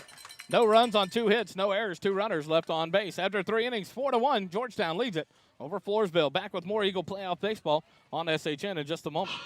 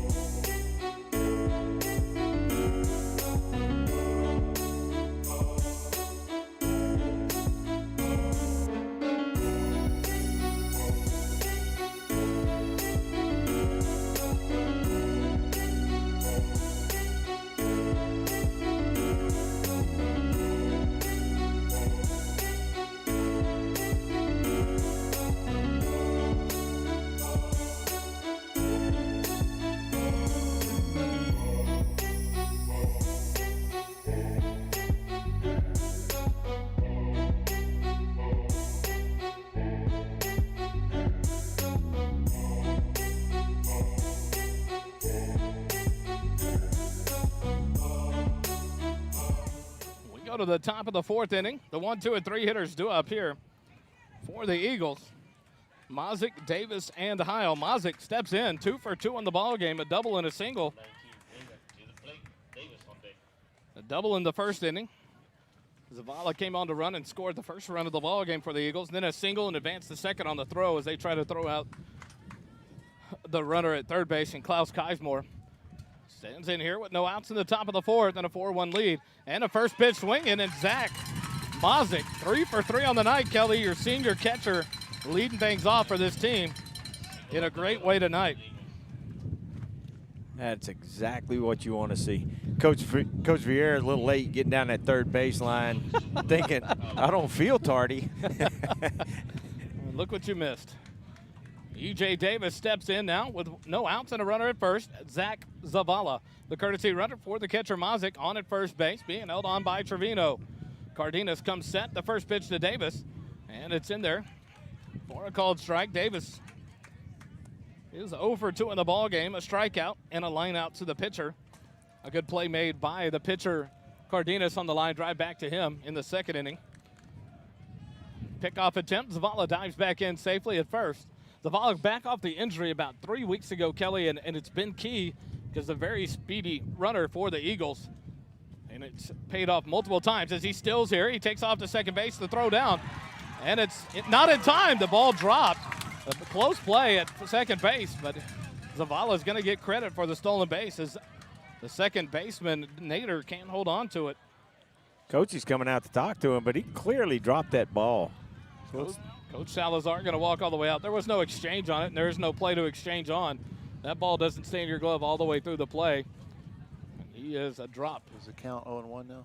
The count is 0-1. Or what was that last pitch that came across? That was a ball. It should be 1-1. Oh, Yeah, 1-1 the count. Sorry about that. No, you're good. On that throw down, the catcher angle came up. It was a good throw down from the catcher, Kate Yeah, it Angle. was. It was in time, but Coach Salazar doesn't like it, but he'll walk off the field. The third baseman, Freeman, talking to Cardenas on the mound. Hey, calm down here. So now no outs and a runner at second base. The Eagles doing a good job of getting runners in scoring position tonight with less than 2 outs. and that's about the third play that the Tigers have had that has just been close to being an out, wasn't an out, and it's cost them. Swing and a miss, strike 2. Got the whole Gurr family listening in from Georgetown. I said earlier just Nick Gurr listening, but it's the whole family listening in from Georgetown, watching on YouTube, and we appreciate it. The count was 1-1. The count was 0-2 evidently because that was a strikeout swinging. So E.J. Davis down on strikes, and that brings up Landon Heil. He's 1 for 1 in the ball game. A single and a run scored in the third. Steps in here, puts one into play into short center field. Now the shortstop's going to call off and take it as the wind keeps it in the infield. So P6 in the book, and Landon Heil down for out number 2. And it's Reese Wheels Bell. 2 strikeouts on the night for Cardenas as he struck out Davis for the second time. Heil pops out to the shortstop for out number 2, and in steps Reese Bell. 2 outs here in the top of the 4th inning. 4-1 your score. Reese 2 for 2 on the night. The first pitch, Bell lays off and takes it for a strike. 0-1 the count. A single in the first, a single in the third, and Bell came around to score on an RBI double or an 2 RBI single by Leininger. Bell flies this one into left center field. The center fielder Villarreal ranges over to make the catch, and the Eagles are down here in the top of the 4th. No runs on 1 hit, no errors, Hang 1 on. runner. Something else going on. Somebody called time. Well, goodness. Make the count no balls, and 1 strike to Reese Bell. They must have called a balk. Oh. Because the runner's at third. So we'll have to figure out the count in a minute. Bell fouls this one back out of play. I was wondering why Reese wasn't running it out. I was thinking Coach is going to have a conversation about that one. But 0-2 or 1-2? I couldn't see his left hand. I believe it's 1-2. Okay. The scoreboard doesn't even know for sure as well. They don't have anything up. Bell steps back in with 2 outs and a runner at third. This pitch low and outside. So confused. Trying to watch the umpire, see if he'll give a good, clear sign. And he does not. Most of them you'll get a call. Signal to the pitcher and the coaches. Bell back in. The pitch. And Bell hits it out towards shortstop. Takes it on a couple of hops. The fire across the diamond in time. For out number 3 this time. 6-3 in the book. And the Eagles down here in the top of the 4th. No runs, 1 hit, no errors, and a runner left on. After 3.5, 4-1, still your score. Georgetown leads it over Floresville. Back with more Eagle baseball and SHN in a moment.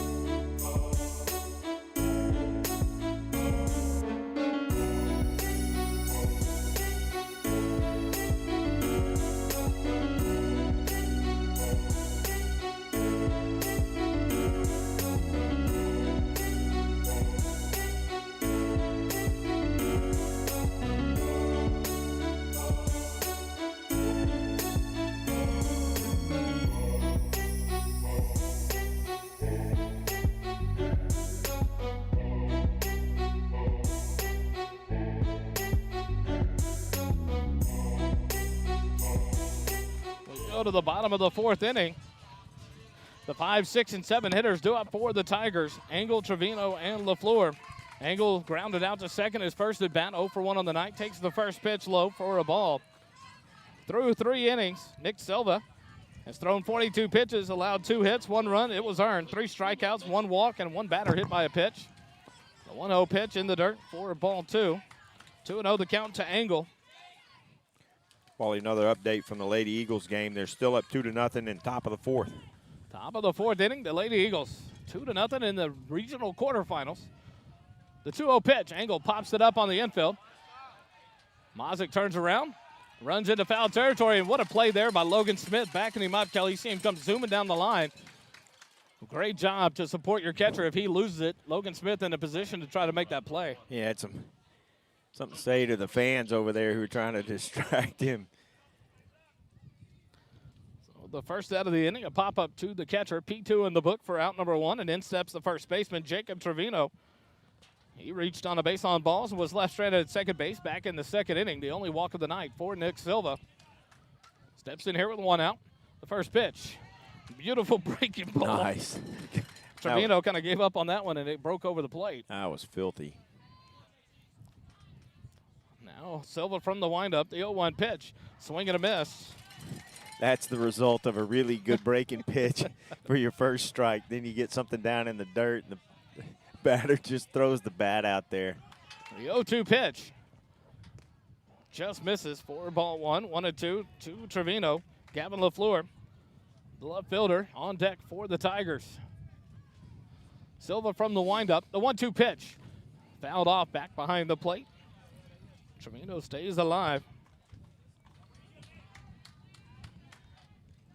11:30 pregame, 12 o'clock first pitch tomorrow live at Eagle Field on Georgetown campus. Game 2 of this area playoff round. And a ground ball down the third base line. Coach Salazar ranges over, makes the barehanded play. So he made the play? He did make the play. Okay, just checking. A lot of plays being made by the coaches tonight. Got to hand it to them. 1 ball, 2 strikes that count to the first baseman, Jacob Trevino. The 1-2 pitch from Silva. And a ball slashed into the third base dugout. LaFleur did the old hop, skip, jump to get out of the way. It actually hit him because he went limping away from there. He got around on it quickly. But a good at-bat here by Trevino. The next pitch will be the 7th one of the at-bat. Silva's done a pretty good job of keeping his pitch to count down. 1 out here in the bottom of the 4th. Silva from the windup. The 1-2 pitch. Outside. Just a hair. I thought he was going to ring him up. Count now 2-2.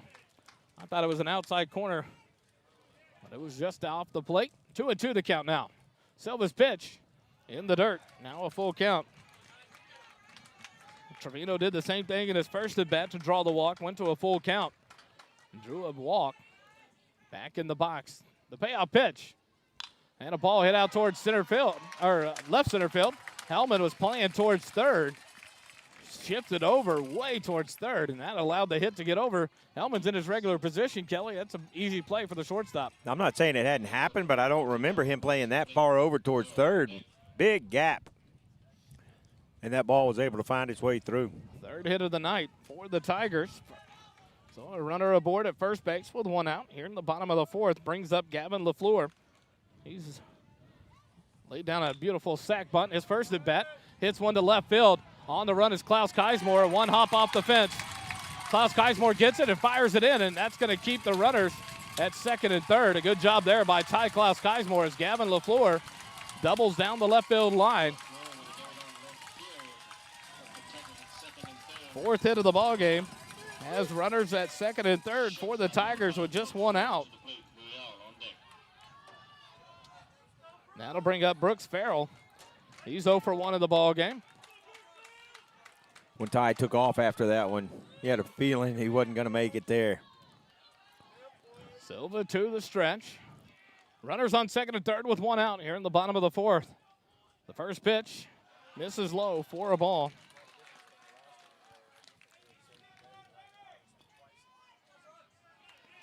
And that's just abnormal. I haven't seen Hellman ever play that far over towards third base on anybody all season long. The 1-0 pitch, and a ball hit up the middle. That's going to be into center field for a hit. 1 run will score. Petty can't field it clean, and he's going to throw home anyway, and that's going to allow the runner to move up to second base. You got to hit the cut there. Bell talking to Petty there.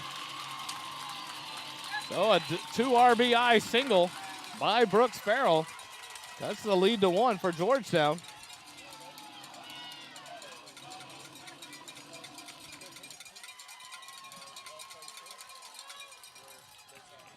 Yeah. And that one was there. As Brooks Farrell sent that one into center field on a beautiful line drive. Score 2 runs. 4-3 your score, and that'll bring a visit from Coach Chad Payne out to the mound. 1 out here in the bottom of the 4th. But you know the one thing, Kelly and Dave, that you can say for this Eagle team is you have a 100% rested bullpen. Yes. That you did not go to in the bi-district playoff series at all. You had 2 complete games thrown, one by Silva and one by Jacob Haddon, so you know your bullpen's thoroughly rested and ready to go. Well, I was trying to look and see if you had some movement down there, and you do. Pernica heads down there as the backup catcher here for the Eagles. We'll see who's going to warm up. As Chad Payne wraps up his visit, I would think you'd probably see Wade Denton.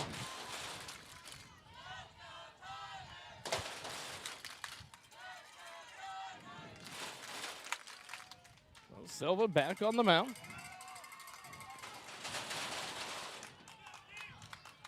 In steps Jacob Villarreal. He's 1 for 1 on the night. A single was left stranded on third base. Back in the 3rd inning. Steps in here with a runner on second and 1 out. The first pitch, and he slaps it out towards third base. Smith fields it. He'll throw to first in time. Bell will not throw back to third. They'll let the runner advance. Kind of wondering why Bell doesn't come up and make the throw there. The runner waited at second base until Logan Smith threw the ball. So now the runner up 90 feet towards third base. 5-3 on the putout for out number 2. And that brings up Preston Freeman. He's 1 for 2 in the ball game. Third baseman steps in here with 2 outs and a runner on third. 4-3 your score. Georgetown leads by 1. Big hole in right center field. They'll issue a intentional walk to Preston Freeman. I love it when people don't know anything about this game.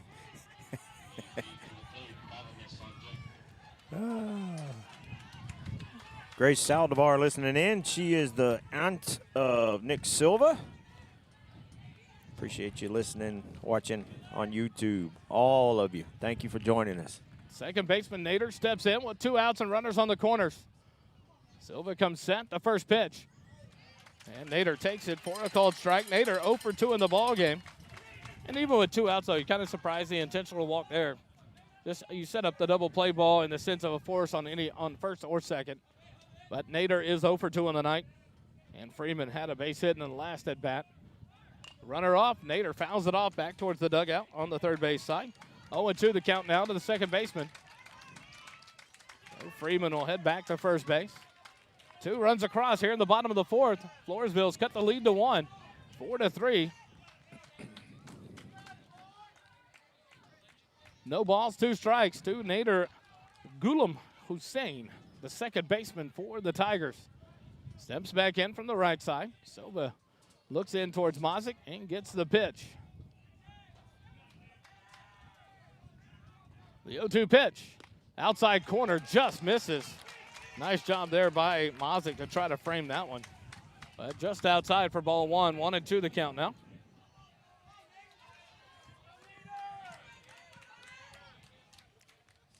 Silva comes set. The runner off. Silva will look at him, and he'll throw, and now the runner held up. Now Hellman's going to have to throw home in a hurry, and does, to Mazik.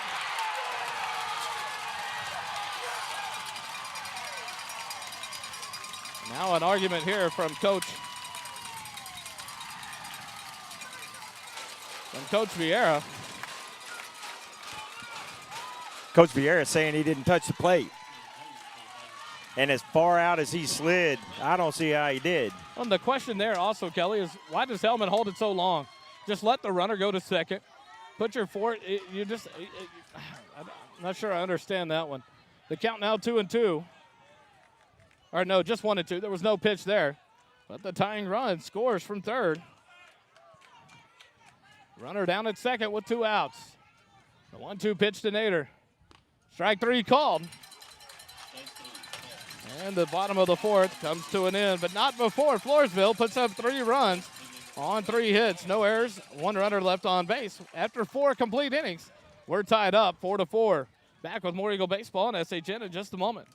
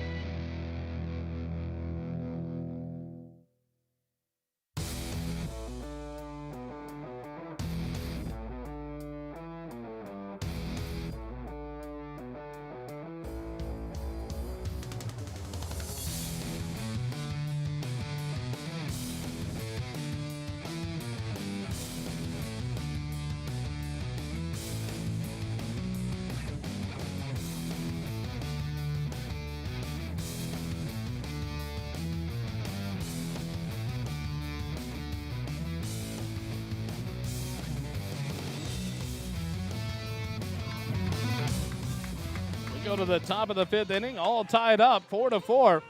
The Eagles have 1 run in the first, 3 in the third. The Floresville Tigers 1 in the second and 3 in the fourth. And we discussed it earlier with Floresville and some of the plays. Fundamental baseball. The fundamentals have to be taken care of.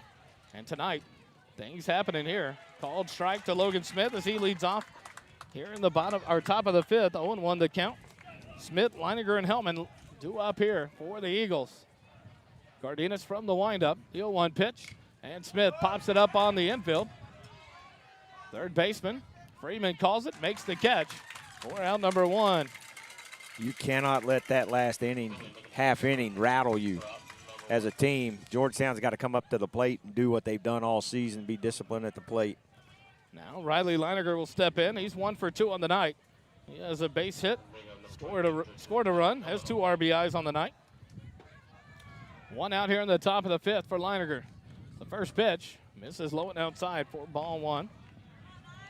How about a little double tap with his, you see his right foot did a double tap on the pitcher's mound? Is that what they're seeing as a balk? That one's fine on the windup because there's no runners on. Okay. Now that one in for a called strike. Evens out the count to Leininger. 1-1. Leininger from the left side steps back in. Cardenas to the windup. The 1-1 pitch. And Leininger slaps it into left field. The high fly ball. The left fielder, LaFleur, on the run. And he'll settle under it for out number 2. That wind is doing some awful stuff to that baseball while it's in the air, and you can see it with the fielders whenever there's a high fly ball like that. So he did a good job of ranging over and getting his feet set and then making some slight adjustments to where he needs to be. Eli Hellman will step in here with 2 outs in the top of the 5th. 0 for 2 in the ball game. Grounded out to short in the 2nd inning. Reached on a fielder's choice in the 3rd. First pitch outside, misses for a ball. 1-0 the count to Logan Smith. 1-0 pitch, breaking ball in there. Boy, he's thrown that pitch well all night. A 1-1 the count now to Logan Smith. Ty Klaus Keismore on deck. The 1-1 pitch. And a ground ball hit out towards short. Shortstop up with it, but he's going to bobble it. Bobbled. Bobbled. Second error of the night for the Tigers. Now you got to make him pay. So Georgetown loves getting people on base with 2 outs. They love these 2-out rallies. They used to do that several years ago when they made their state run. Well, right now, you got to make him pay for that error. Got to take advantage of it. Ty Klaus Keismore steps in. He was hit by a pitch in the first appearance and then hit a sac fly to center field to score a run in the 3rd inning. Takes the first pitch low and outside for a ball, 1-0. The Pickoff attempt of Logan Smith before that was not Eli Hellman was not successful as he dove back in before the tag. 1 ball, no strikes to Ty Klaus Keismore. 2 outs here in the top of the 5th inning. Pickoff attempt to first. Hellman slides back in safely. Coming into the inning, Cardenas has thrown 63 pitches through 4 innings. 45 pickoff attempts to go with those 63 pitches. The 1-0 pitch to Ty Klaus Keismore. Misses. Hellman takes off running, and he's going to be thrown out at second base. 2-4 on the pickoff, caught stealing. And the Eagles go in order here in the top of the 5th. No runs, no hits, no errors. Or 1 error, no runners left on base. We go to the bottom of the 5th, 4-4 your score. More Eagle baseball in just a minute on SHN.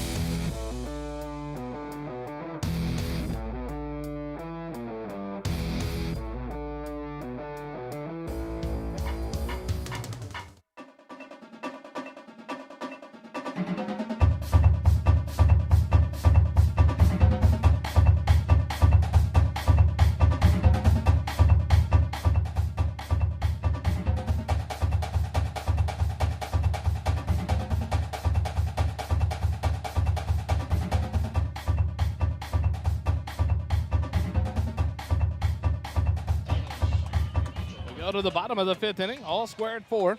Silva back on to work here at the bottom of the 5th. The first pitch misses for a ball. For the Tigers, the 3, 4, and 5 hitters due up. The pitcher Cardenas leads it off.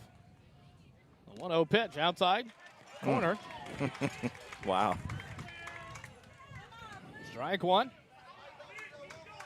1-1 to count.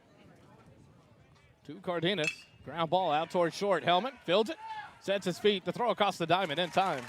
4 out, number 1, 6-3 on the putout. And that'll bring up Derek Ferreira, the designated hitter. He's 0 for 1 in the ball game. Was hit by a pitch in the 2nd inning, stole second base, and then came around to score the first run of the ball game for the Tigers. Grounded out to the second baseman Davis in the 3rd. Steps in here with 1 out in the bottom of the 5th. Silva from the windup. The first pitch misses for a ball. Lady Eagles game has gotten interesting. It's 2-1, top of the 5th. The 2-1 pitch, or the 1-0 pitch, outside. 2-0 now the count to Ferreira. Lady Eagles in a 1-game winner takes all in the regional quarterfinals. The 2-0 pitch outside, ball 3. 3-0 the count to Ferreira. The catcher, Caden Engel, on deck for the Tigers. The 3-0 pitch in there for a called strike. 3-1 the count now to Derek Ferreira. Back in from the right side. From the windup, the 3-1 pitch. The ball laced into right field, and it's fair down the line. Heil gives chase. Ferreira around first base. He's headed to second base, and it's going to be a 1-out double for the designated hitter Ferreira. And this is what you worry about with the Tigers. I mean, you can't look at their regular season. You got to look at what they did last week. Sweeping a team that had over 20 wins on the season tells you they can do some things, and they did, and they're doing it again tonight. We'll take a timeout here as here comes Coach Vieira, and that'll be all for Nick Silva. We'll come back with the changes for the Eagles. You're listening to Georgetown Eagle Baseball on SHN. Don't miss the UIL Baseball State Championships starting Wednesday, June 8th at UFCU Dishwalt Field in Austin, Texas, and the Dell Diamond in Round Rock, Texas. Ticket information and more can be found at uiltexas.org.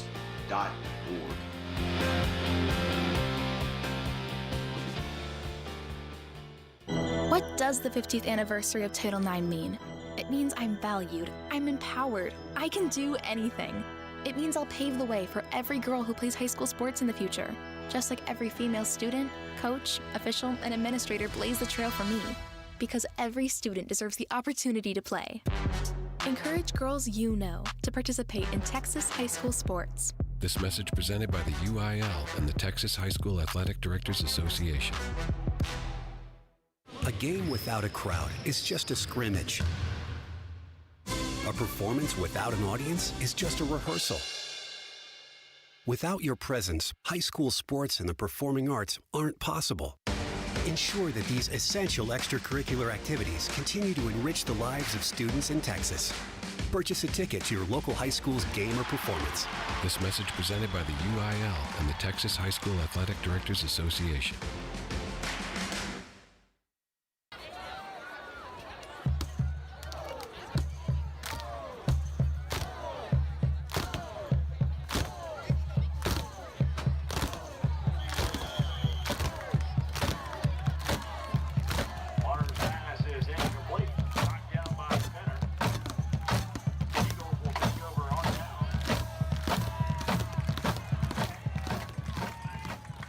Wade Denton comes in to pitch for the Eagles in relief of Nick Silva.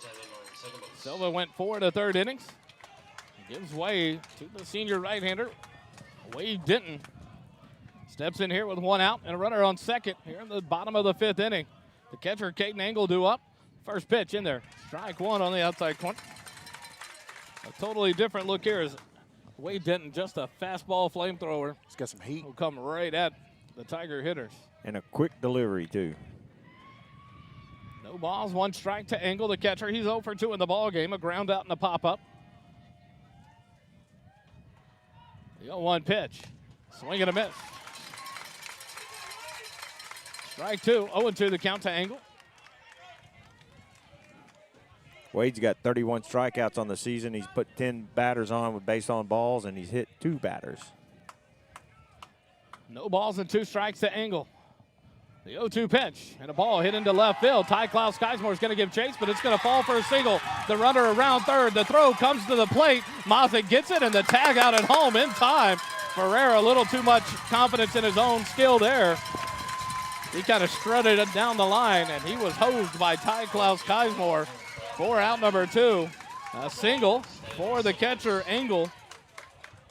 It's good defense. And a great job there. 2 outs, runner on second. Tied up still. Put a gold star on that one. Yeah. And remember that play right there with 1 out in the bottom of the 5th. Courtesy runner for the catcher. Didn't see the number there. Great throw by Ty from left field. That senior leadership and awareness of what's going on the field showed, because he came up throwing and threw an absolute rope. 7-2 on the putout. That's a big out. Man, that's a big out. Look at that center fielder. Andon Petty way over to right field as Jacob Trevino steps in 1 for 1 in the ball game. A walk and a single. Run scored. Steps in here with 2 outs in the bottom of the 5th. The first pitch from Denton, swing and a miss, strike 1 to Trevino. So the courtesy runner down at second base for the catcher, Engel. Of course, Petty's got the speed to cover that ground anyway. So A big gap there, though. You are correct, Dave, with a big gap there in left center field.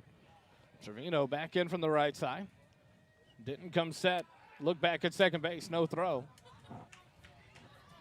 Looks like Ashton Garza, number 8, is the courtesy runner for the Tigers. He got back there quickly. No balls and 1 strike to the first baseman, Trevino. 8 hits in the ball game for the Tigers to this point. Didn't come set. The 0-1 pitch. Fouled off. Back to the screen for strike 2. 0-2 the count now. LaFleur on deck. pitching change and some good defense to get us out of this inning. Momentum definitely on the Tigers' side right now, but that's 2 big outs that we needed. No balls and 2 strikes to Trevino. Didn't come set from the stretch. The 0-2 pitch. Ground ball slap foul down the third baseline. Trevino stays alive. 0-2 the count.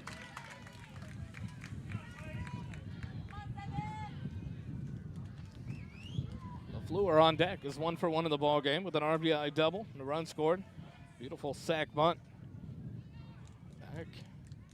Back in the second inning. Denton comes back set. A look at second base. The 0-2 pitch. Just misses low and outside for ball 1. 1-2 the count now to Jacob Trevino. Trevino drew a full count and then singled into right field to lead things off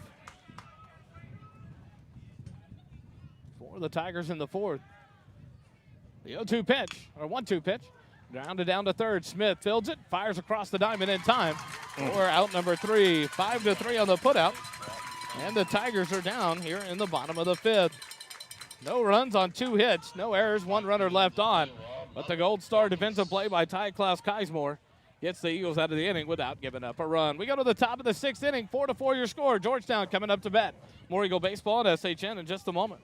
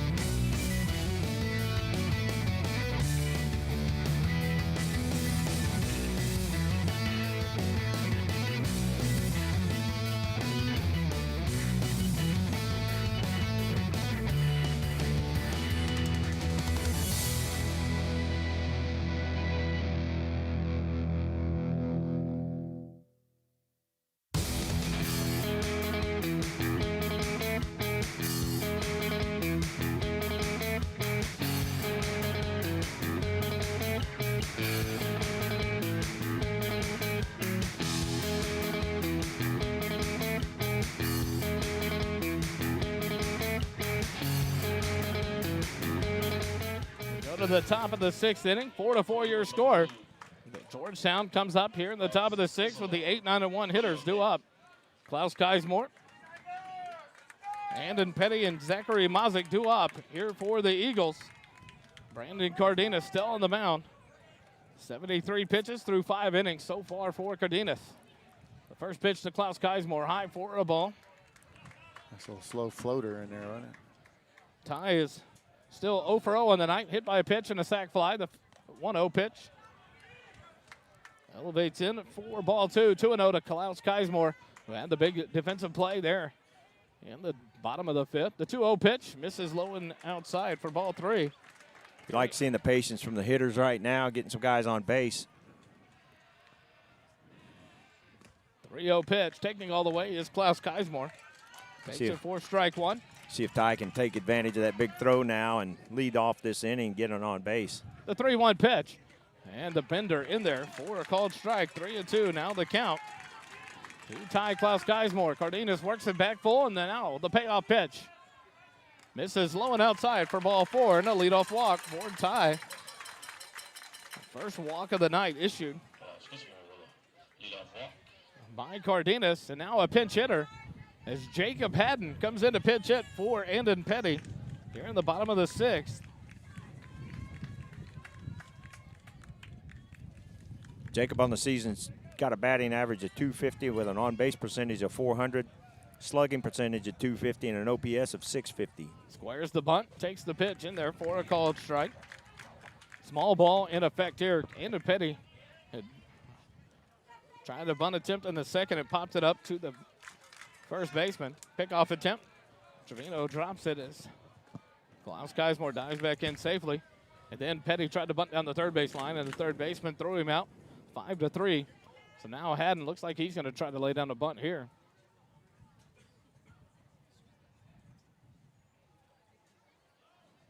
Salazar was out talking to the third base ump. Home base ump, home plate ump, called time.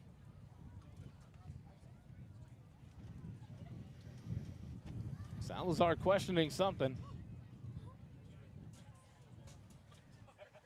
They're all worried about the on-deck hitter being a little too far down. Welcome to high school baseball. Zach Mazik scoots back down. Anything to try to get in Zach's head as he's owned the Tiger pitching 3 hits tonight. All things to worry about in a 4-4 ball game here in the 6th inning. Haddon steps back in. No balls and 1 strike. Squares the bunt early. The bunt attempt. He bunts it down the first base line. Klaus Geismore will advance to second base on the sack bunt by Jacob Haddon. Did his job there. I will say, when you're playing Georgetown, you have to think of everything. Yeah. You've got to try everything to beat Georgetown. Beautiful bunt. Head of the bat above the handle of the bat. And right when the ball hits the bat, he absorbs that. The speed of the pitch just lays that ball right down the first base line. Beautiful bunt. And all that for Coach Salazar to intentionally walk Mazik. Mazik down to first, now on base on all 4 appearances at the plate. 3 hits and now a walk.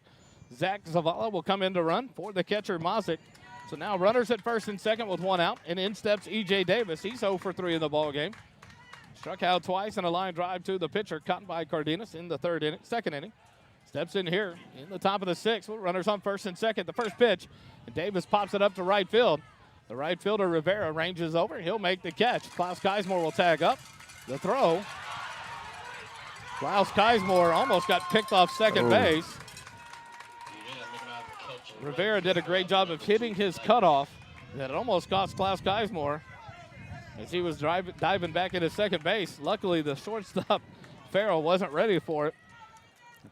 Some uncharacteristic base running mistakes tonight by the Eagles. Almost had another one there. Landon Heil steps in, 1 for 2 on the night. A single in the 3rd inning, came around to score a run. Steps in here with 2 outs and runners on first and second. The first pitch to Heil.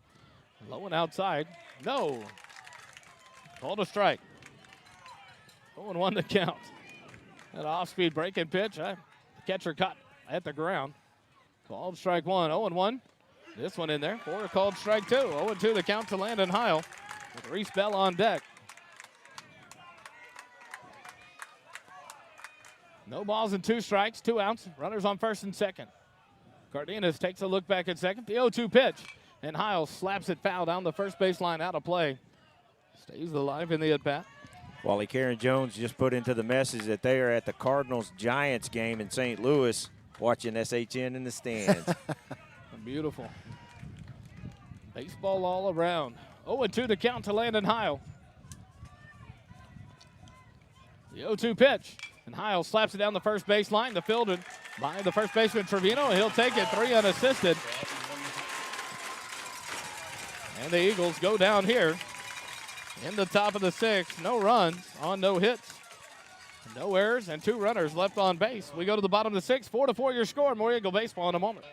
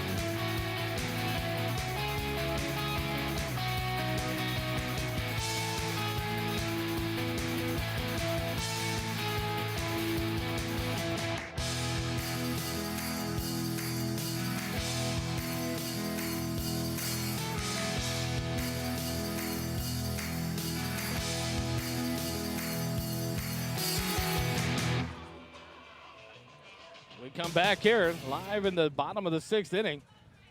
7, 8, 9 hitters due up for the Tigers. LaFleur, Farrell, and Villarreal. Gavin LaFleur 1 for 1, an RBI double in the 4th inning. Came around to score a run. Laid down a beautiful sack bunt in the 2nd inning. Steps in here to lead things off against Wade Denton. First pitch, swing and a miss. 0-1 to count to LaFleur. Wade worked well when he came in that last inning, and I like watching how this kid works on the mound. The 0-1 pitch, swing and a miss, strike 2. 8 pitches in relief there for the 2 outs in the bottom of the 5th inning. Got that great outfield assist from Ty Klaus Geismore for out number 2 at the plate. The 0-2 pitch misses outside for ball 1. Breaking ball just off the outside corner. 1-2 now the count to LaFleur, the left fielder. Brooks Farrell, the shortstop, on deck. The 1-2 pitch just misses low. 4-2, 2-2 now the count to Gavin LaFleur.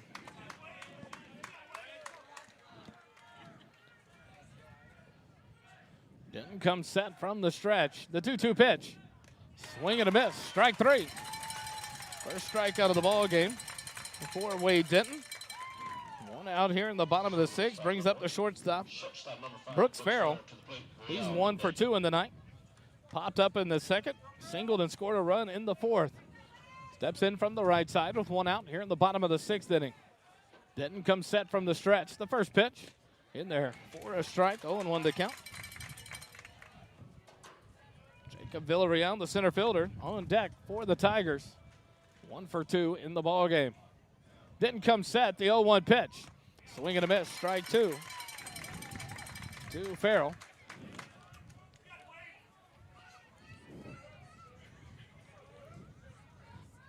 .11:30 pregame, 12 o'clock first pitch for Game 2 tomorrow, live from Georgetown High School in Eagle Field.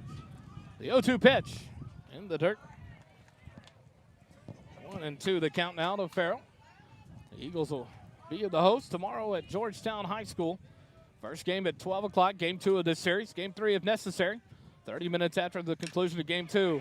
Farrell puts it into play, backhanded by Davis. Throw on the run in time for out number 2. What a play there by the senior second baseman, E.J. Davis. Kelly, that's the defense you get accustomed to here for the Eagles. That backhanded play, and a lot of times the second baseman or any of the infielders, when they're moving like that, will try to get in front of it and turn their glove forward, but he did a nice job on that backhanded scoop. And in steps Villarreal, but it's a normal play we get to accustomed to seeing from E.J. Davis. A great arm, throwing on the run away from first base. Villarreal steps in, 1 for 2 in the ball game. First pitch is in there for a called strike. Javier Silva and family watching from California, cheering on these Eagles. Sure enjoy all our viewers. The 0-1 pitch and a ball sent into left field. It's a little looper, and it'll fall in front of Klaus Geismore, a 2-out single. Villarreal, dangerous at that. Second time tonight to hit that into left field the opposite way. That'll bring up the leadoff hitter, Preston Freeman. He's 1 for 2 in the ball game. A strikeout and a single. Is intentionally walked in the 4th. Left stranded at second base. He'll step in here with 2 outs and a runner at first.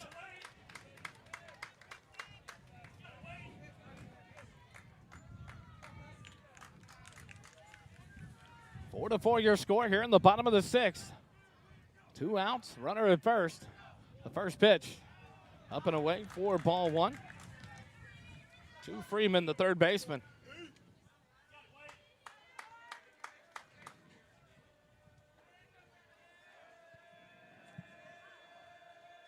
The 1-0 pitch inside, almost hit him.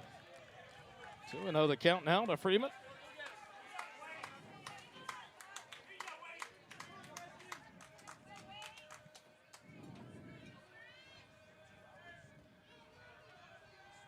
Denton comes set. The 2-0 pitch. And fouled off back to the screen for strike 1. 2-1 the count now to Freeman. Well, I just noticed Jacob Haddon is taking over in center field. For Andon Petty. Wow.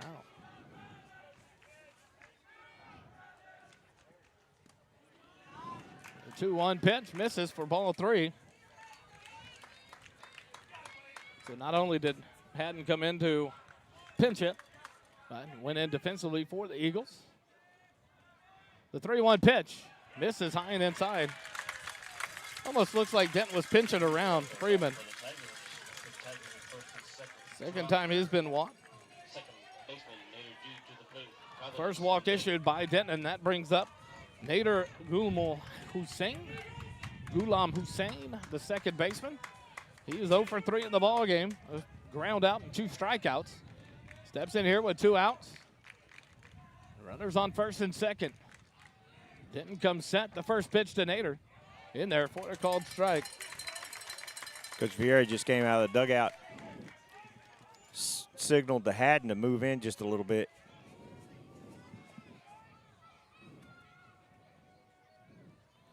Villarreal leads off second. Freeman off first. The 0-1 pitch to Nader. Misses off the outside corner for a ball. 1-1 the count.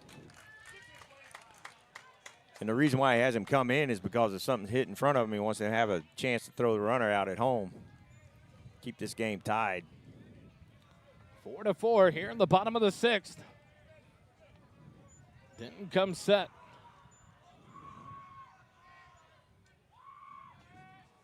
The 1-1 pitch.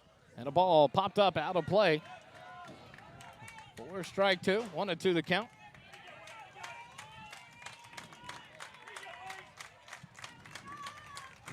Both crowds getting going here. Good turnout tonight here in Floresville. The Tigers host game 1 of this area playoff matchup between the Floresville Tigers and your Georgetown Eagles. Game 2 tomorrow, noon at Eagle Field. The 1-2 pitch. High for ball 2 as Nader holds off. 2-2 now the count.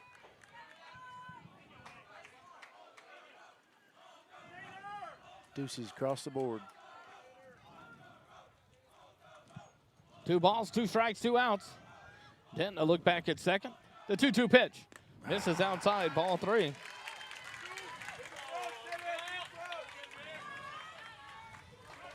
Three balls and 2 strikes now. It's a big play right here, guys. Defense got to come up with an out here to get out of this bottom of the 6th. Trying to put a run up in the top of the 7th. 4-4 your score. The payoff pitch. Strike 3 called, yes. And Nader down. 4 out number 3. Big pitch. Big pitch. No runs on 1 hit, no errors, and 2 runners left on. We go to the 7th inning, tied up 4-4. More Eagle baseball and SHN in just a moment.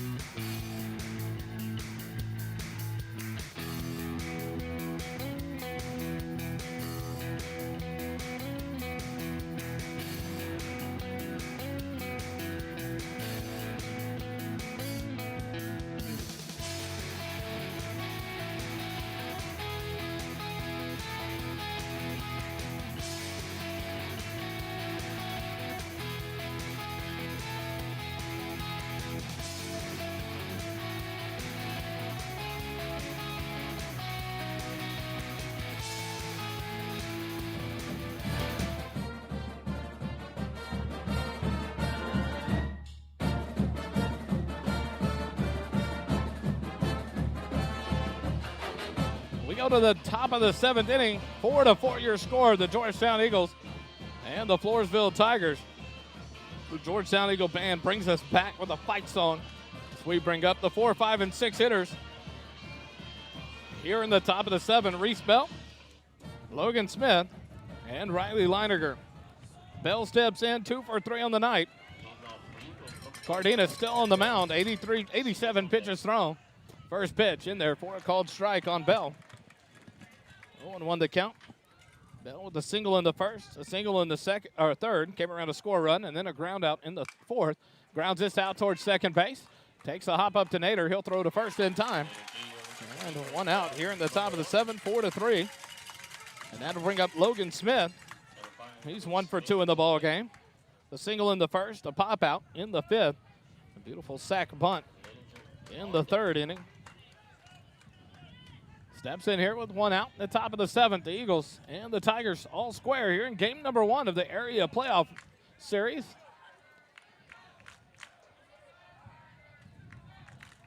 Smith takes a timeout, steps out as Cardenas takes his time on the mound. From the windup, the first pitch to Smith. Outside for a ball. awkward delivery on that pitch. Yeah. I say nothing looks normal. Like I lost his Comfortable, yeah. Which makes you wonder if every time when he's fielded the ball, he's always on his backside. Logan Smith sends one into deep left center field. It's going to be over the head of the center fielder. Logan Smith around first. He's headed to second base, and he'll have a one-out double here in the top of the 7th for your Eagles. Big double there by Logan Smith, bringing up that super sophomore Riley Leininger and see if he can have another timely hit and drive in a run. You know, you notice that they're having trouble on that pitcher's mound. The Georgetown pitcher at one point, the previous one, he fell down after he delivered a pitch. When that mound's as dry as this dirt is out here, it makes it slick for the pitchers when they're putting all their weight on that plant foot. Now a pinch runner here for Logan Smith is going to be number 23, Jacob Valtasek, the dual sport stud for the Georgetown Eagles. He'll come out to run at second base for Logan Smith. Now Coach Salazar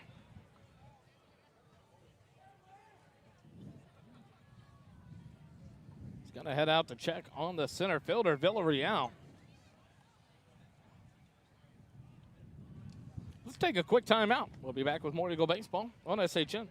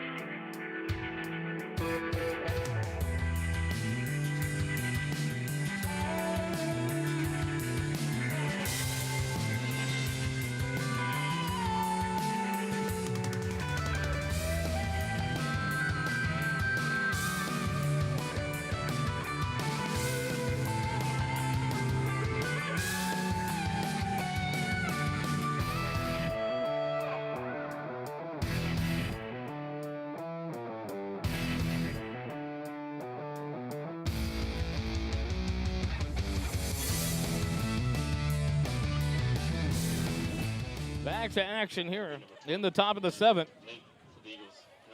Riley Leininger steps in. He's 1 for 3 on the night. One out here in the top of the 7th. Jacob Valtasek, the runner. Pinch runs at second base after a big one-out double by Logan Smith. The first pitch to Leininger outside for ball 1. Leininger had a 2 RBI single back in the 3rd inning. Score Heil and Bell. Steps in here with an opportunity to give the Eagles a lead. Runner on second with 1 out. Leininger back in from the left side. Cardenas takes his time. Now he'll step off. Everyone resets. 1-0 the count to Leininger. Eli Hellman on deck. Cardenas comes set. The 1-0 pitch. Low and inside. Good play there by the catcher Engel. Let's keep that in front of him, or you have a runner at third with 1 out for the Eagles. 2-0 the count to Leininger. The ball into play here. The speedy Valtasek at second base for the Eagles. Cardenas comes set. The 2-0 pitch. Misses high for ball 3. 3-0 the count to Riley Leininger.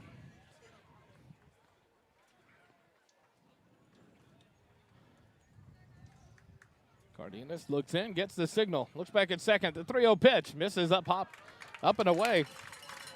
And a 1-out walk Puts runners on first and second. Third walk of the night issued by Cardenas. So runners on first and second with one out. And Eli Hellman steps in, the shortstop. He's 0 for 3 in the ballgame. He's reached base twice. A fielder's choice and an error on the shortstop, Farrell. Hellman steps in here from the right side. Klaus Keismore on deck for the Eagles. First pitch in there to Hellman. Breaking ball, breaks in there for a called strike. 0-1 the count. Boy, he has consistently thrown that on the inside part of the plate, and that makes it hard to hit because if he leaves that over the plate. The 0-1 pitch, swing and a miss. 0-2 now to Hellman. One out, runners on first and second. You almost expect the players to step off the plate, the right-handed hitters especially, and open themselves up for that first pitch. 0-2 the count to Hellman, the 0-2 pitch. Up high, ball one. Tough pitch to lay off. I was about to say. Man. Good eye or tough one there. But 1-2 the count now to Eli Hellman. Baltasek leads off second, the 1-2 pitch. Outside strike, 3 called on the outside corner.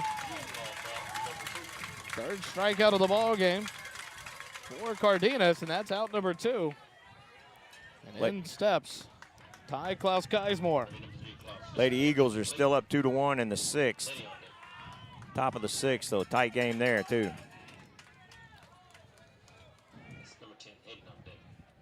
The first pitch to Klaus Keismore, and it goes off the catcher's glove back to the screen, and the runners advance. So now 2 outs and runners at second and third. That's a pass ball as the catcher angle went off his glove. Now Ty just needs to put this ball in play and make a pay for that pass ball. Oh, this would be a big hit if Ty can put that ball into the outfield now. Want to know the count. Aim right towards that official. Yep. 1-0 count. Breaking pitch catches the outside corner for called strike 1. 1-1 the count. Klaus Keismore 0 for 0 on the night. Hit by a pitch, a sac fly to center field to score a run, and a base on balls. The 1-1 pitch. Check swing. Did he go around? And he did. First base umpire says 1-2 now the count to Klaus Keismore. Jacob Haddon on deck for the Eagles. They could get to him. 4-4 your score. Top of the 7th, 2 outs. 1 ball and 2 strikes, and now Cardenas steps off. We all reset. Cardenas from the stretch. Runners on second and third. Klaus Keismore from the right side. The 1-2 pitch. Misses outside. Ball 2. He has stayed away from Ty on all these pitches. Gets him on that first one on the inside part of the plate, and it stays away on the outside part of the zone, outside the zone too. The 2-2 pitch. Klaus Keismore, ground ball down the third base line. Oh, foul. I thought it hit the third baseman in fair territory as he dove, kind of slid foot first towards the line. Oh, man. No drama here, folks. That would have been 2 runs as Leininger was flying towards third. I don't know if you saw him, Kelly. I did. Crack of the bat, and he was already almost at third base. Ty will step back in. 2 balls, 2 strikes, 2 outs here at the top of the 7th.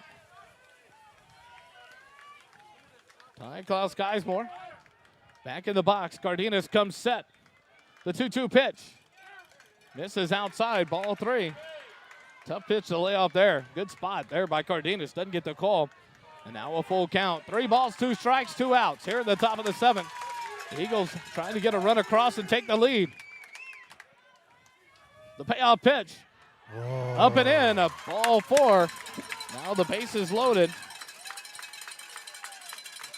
On the break, I expressed my level of nervousness. I'll keep that one to myself. But Jacob Haddon steps in with bases loaded and 2 outs. Haddon hit in the 6th inning. Pitch hit for Petty. Went in defensively to center field. Look at that outfield, how much room we've got. And now the right fielder, Rivera, moves over towards the right field line. A big gap in right center and left center field. Get it right over shortstop's head, and we're in the money. yeah, they're playing shallow too. The first pitch to Haddon.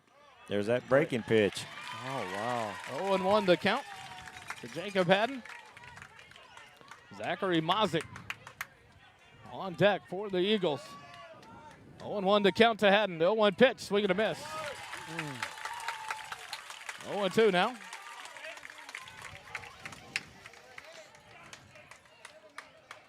Umpire stepping out, tell him something.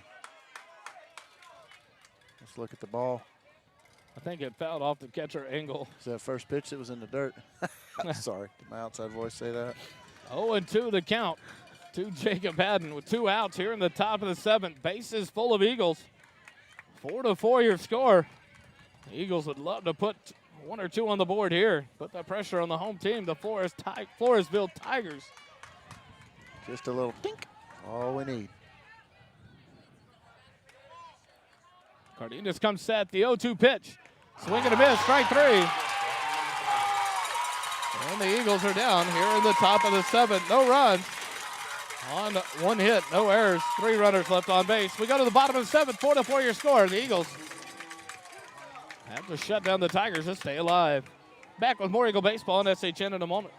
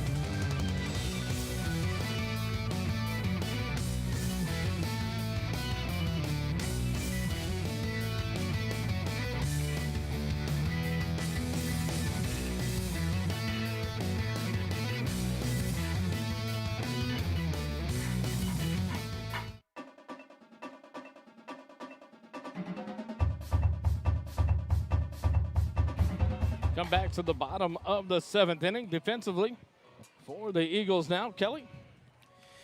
Jacob Haddon is taking over in center field for Andon Petty. And Denton is still on the mound, so you've got Klaus Kizemore, Haddon, and Heil out in the field. Smith, Hellman, Davis, and Bell, and Mazak behind the plate. The 3, 4, and 5 hitters due up here in the bottom of the 7th. Brandon Cardenas will lead it off, 0-for-3 in the ball game. First pitch in there for a called strike. 30 pitches thrown by Denton through an inning and 2/3. Struck out 2, walked 1, allowed 2 hits. The 0-1 pitch to Cardenas just misses for a ball, 1-1 to count.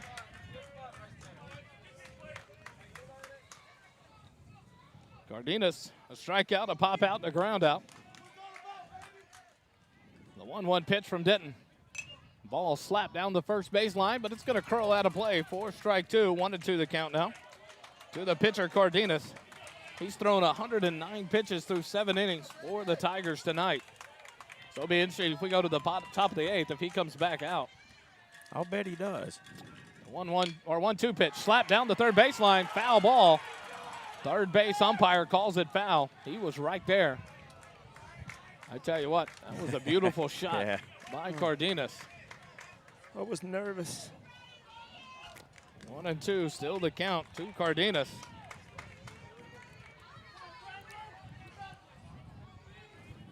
Denton from the stretch. No outs here in the bottom of the 7th. Denton comes set. The 1-2 pitch to Cardenas. Ground ball out towards Logan Smith at third. High hop fields it on the run. The throw across the diamond in time. 5-3 on the putout. 4 out number 1. That'll bring up the cleanup hitter, the designated hitter, number 2, Derek Ferreira. Ferreira 1-for-2 in the ball game. His name rings a bell, it should. He was the man hosed at home plate by Klaus Kizemore back in the 5th inning, which is what kept this game 4-4. He steps in here with a 1-for-2 night, hit by a pitch, a ground out, and a double. First pitch, outside corner, just misses for ball 1. Catcher Angle on deck for the Tigers. Denton comes set. The 1-0 pitch to Ferreira. Swing and a miss, strike 1. 1-1 the count.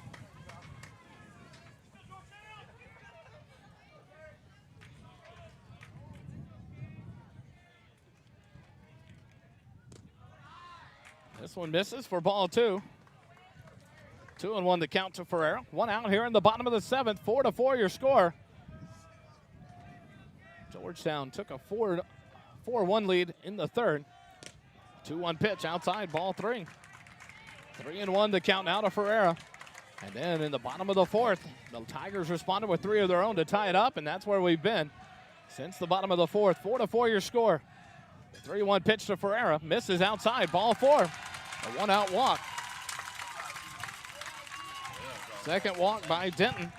That brings up Caden Engel. He's 1 for 3 in the ball game. There he goes checking his cell phone. It's probably just a card, though. I think it's one of those arm wristbands that have the plays in them. Look for him to bunt here. Get the speedy runner to second. See if he does. He's choked up on the bat. The first pitch from Denton. Engel swing and a miss. Strike 1. 1 out, the runner at first. On deck is the first baseman, Jacob Trevino. He's 1 for 2 on the night. Engel back in from the right side. The 0-1 pitch. In there for a called strike. 0-2 now. Kelly, that's some heat right there. Yeah, that's a good pitch. And it's cooled off out here this evening. 0-2 the count. Denton comes set. The 0-2 pitch. Outside corner, just misses. Good spot there for that 0-2 pitch. 1-2 now the count to Caden Engel, the catcher. 1 out here in the bottom of the 7th. Winning run for the Tigers down at first base. The 1-2 pitch. Outside corner, just missed. For ball 2. Denton trying to live there on that outside corner. Just can't get the call. 2-2 now the count to Engel.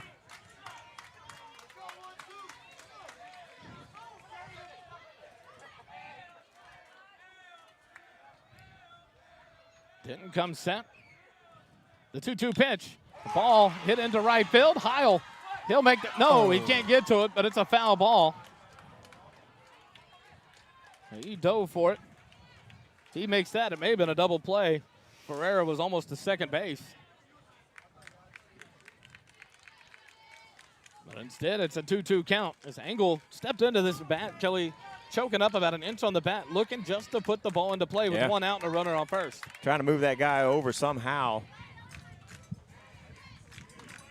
Heil made a great attempt over there in foul territory. Pickoff attempt, and it gets away, and here goes Ferreira down to second. He may make it to third. Salazar's going to hold him there, and now the winning run up to second base with 1 out. That's going to be an E1, the first error of the ball game for the Eagles.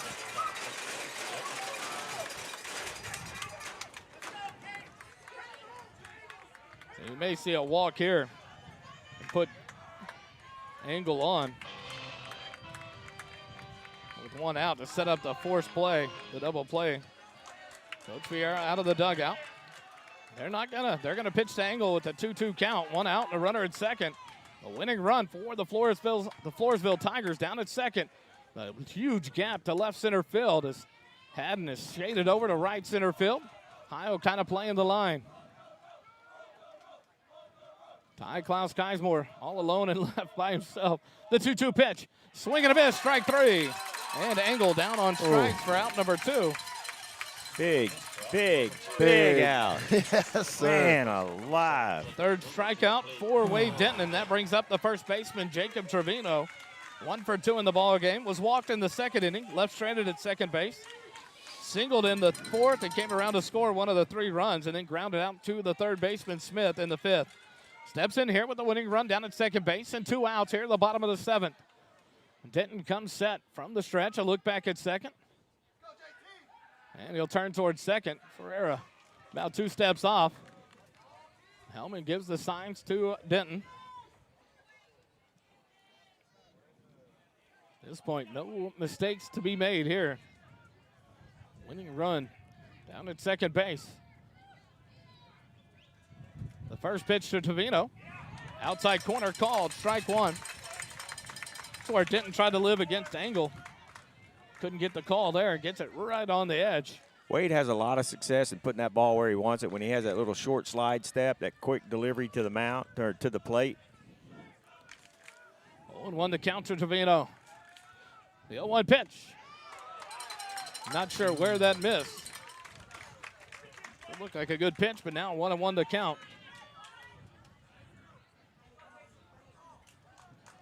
Trevino back in. Now he'll call time and step out. You know, Floresville is just a scrappy ball club. I mean, they can play. I mean, they've made their mistakes, but they put the ball in play. They create things on the base pass. They got a chance to win it here in the bottom of the 7th. The 1-1 pitch, and a ball fouled off back to the screen for strike 2. He had a pitch to hit and missed it, and he was frustrated by it. Let's throw a fastball right past him here and get out of this. 1-2 the count. To the first baseman, Jacob Trevino. A winning run for the Tigers down at second base. Denton will step off. Clean off the base, on base. Oh, he's saying you're a little too close, maybe out of the batter's box. He's saying stay here. Because he was crowding that plate. Yeah. Trevino back in the box. Denton on the mound, gets the signal. Comes set from the stretch. A look back at second base. The 1-2 pitch. Fouled off back to the screen. And Trevino stays alive. 1 ball and 2 strikes with 2 outs. Here in the bottom of the 7th, game 1 of the area playoff series between the Floresville Tigers and the Georgetown Eagles. Game 2 tomorrow, 12 o'clock. Back on the campus of Georgetown High School in Georgetown, Texas at Eagle Field. 11:30 pregame live here on SHN. Denton comes set. The 1-2 pitch in the dirt. Good block there by the catcher, Zachary Mozick. 2-2 the count now to Trevino. You got to expect with 2 outs here in the bottom of the 7th. Any ball put into play, Coach Salazar is going to be sending Ferreira all the way from second. 2-2 count. The 2-2 pitch is called the ball. 3-2 now the count. Full count to Jacob Trevino. Gavin LaFleur on deck for the Tigers. 2 outs, runner at second. Floresville has the winning run on second base. A full count to Jacob Trevino. Denton comes set. The payoff pitch. Swing and a miss, strike 3. Yeah. Yes, sir. And we go on. 2 extra innings. My. No runs, no hits, no errors. 1 runner left on base. After 7 complete innings, we're tied 4-4. Back for more free extra baseball on SHN. I'm going to go vomit.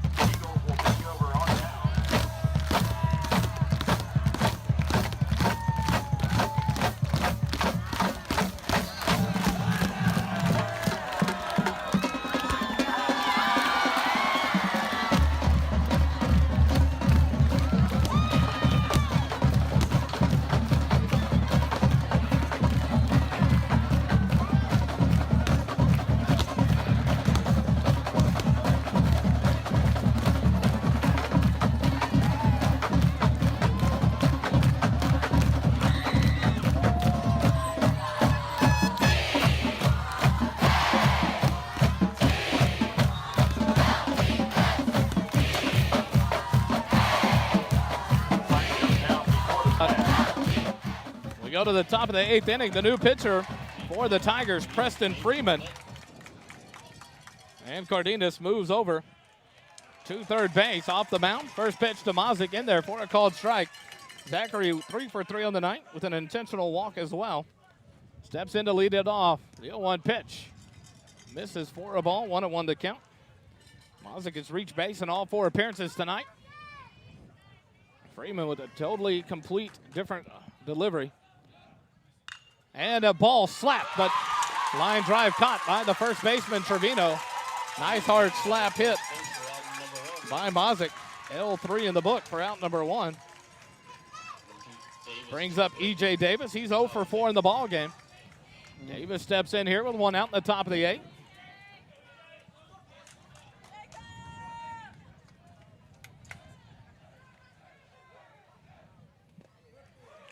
First pitch in there for a called strike. Landon Heil on deck for the Eagles. Davis back in from the windup. Freeman's 0-1 pitch. Misses outside for ball 1. 1-1 to count to E.J. The 1-1 pitch. Davis swing and a miss.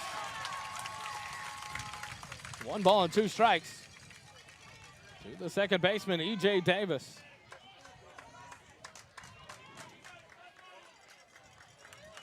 Freeman from the windup. Davis back in the box.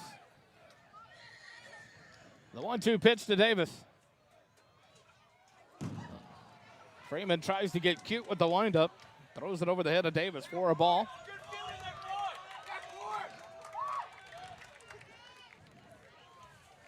Notice the difference there.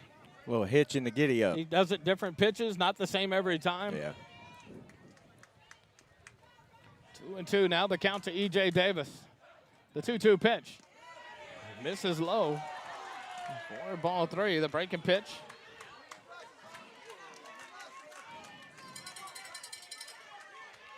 Three and 2 the count to E.J. Davis. 1 out here in the top of the 8th. The payoff pitch. And Davis pops it up on the right side, out into right field. The right fielder is going to call the player off from second base, and Rivera makes the catch. F9 in the book for out number 2, and that'll bring up Landon Heil. Landon 1 for 3 on the night, a single, a pop-up, and a ground out. Landon's done a good job of getting on base. Gets on base about 50% of the time, so Eagles desperately need him on base right now. We do our best work with 2 outs, gentlemen. RBI sac fly in the first for Heil. First pitch outside for ball 1.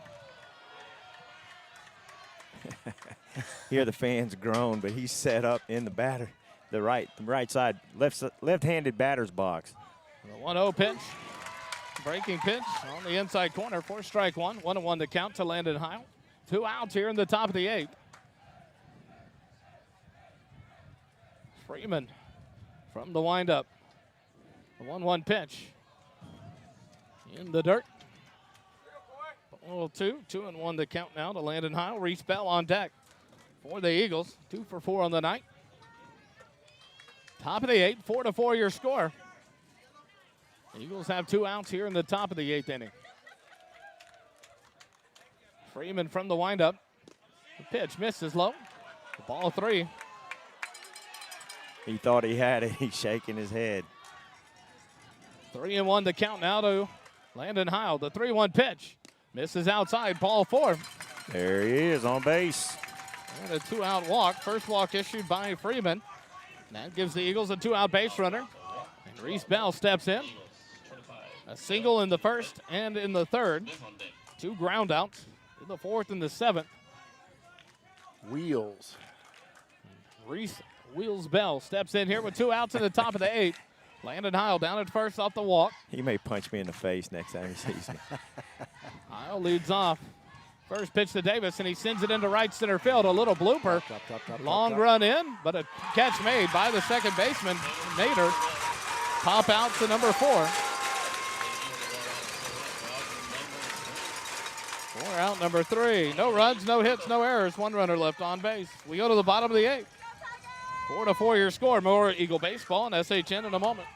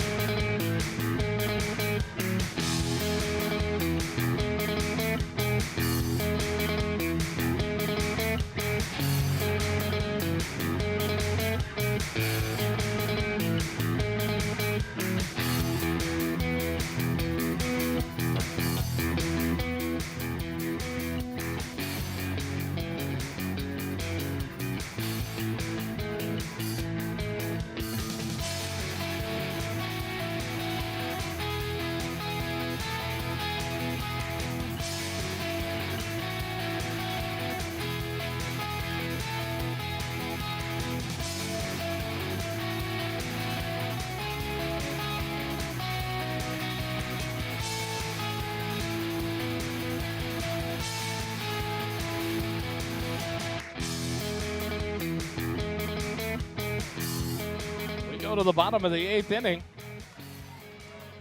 The 7, 8, 9 hitters do it for the Tigers. LaFleur, Farrell, and Villarreal. The Lady Eagles in the bottom of the 7th, up 3-1 with 1 out.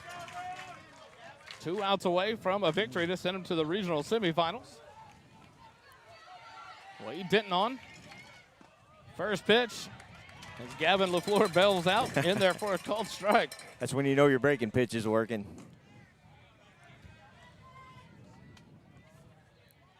0-1 the count to LaFleur. 0-1 pitch, hit back up the middle towards second. Davis over with it. He'll throw to first in time. Bang, bang play. 4-3 on the putout. What a play there by E.J. Davis. Barely gets the speedy LaFleur for out number 1. That'll bring up Brooks Farrell. He's 1 for 3 in the ball game. What an atmosphere here tonight, man. Georgetown fans came. There's a pretty good amount of Georgetown fans, but this Floresville crowd is really into this game. A lot of folks showed up to support the Tigers tonight. Just a great atmosphere. First pitch to Farrell is outside for a ball.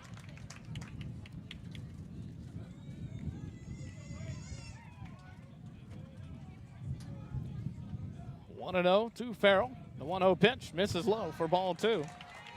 2-0 to Brooks Farrell, the shortstop. The center fielder, Jacob Villarreal, on deck. He's 2 for 3 on the night with 2 slap singles. Don't want a runner on for him. The 2-0 pitch in there for a called strike. 2-1 the count now. Farrell will pop out in the 2nd, a single in the 4th with a run scored, and a ground out in the 6th. The 2-1 count pitch, low in the dirt. 3-1 now to Farrell. Denton takes his time coming back on the mound.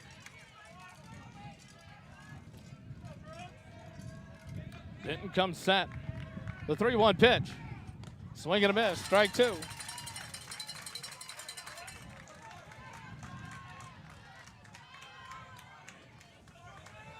.53 pitches through 2 2/3 innings for Denton so far in the ball game. The 2-2 pitch, 3-2 pitch, and it hit Farrell. Oh, a 1-out base runner on the hit by pitch.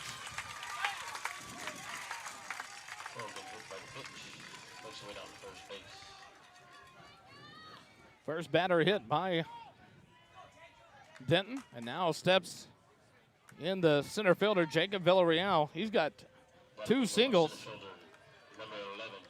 Singled in the 3rd, grounded out in the 4th, and singled in the 6th, but left stranded at second base both innings.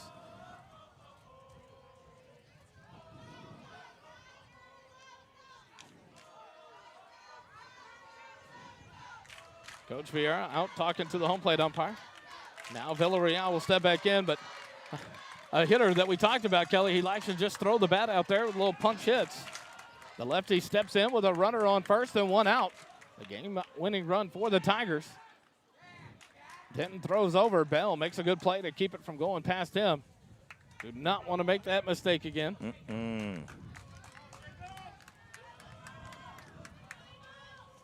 Denton comes set. The first pitch up for ball 1.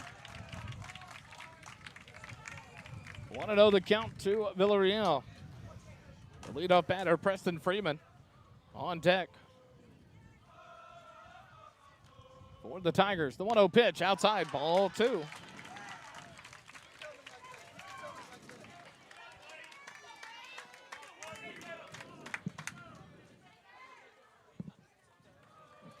The 2-0 pitch. Inside corner for a strike. 2-1 now the count.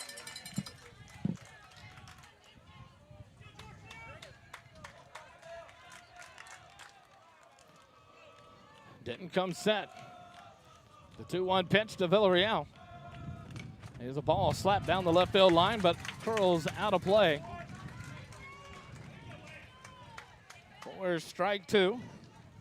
2-2 now the count. I think that one bounced off a highlighter blue car over here.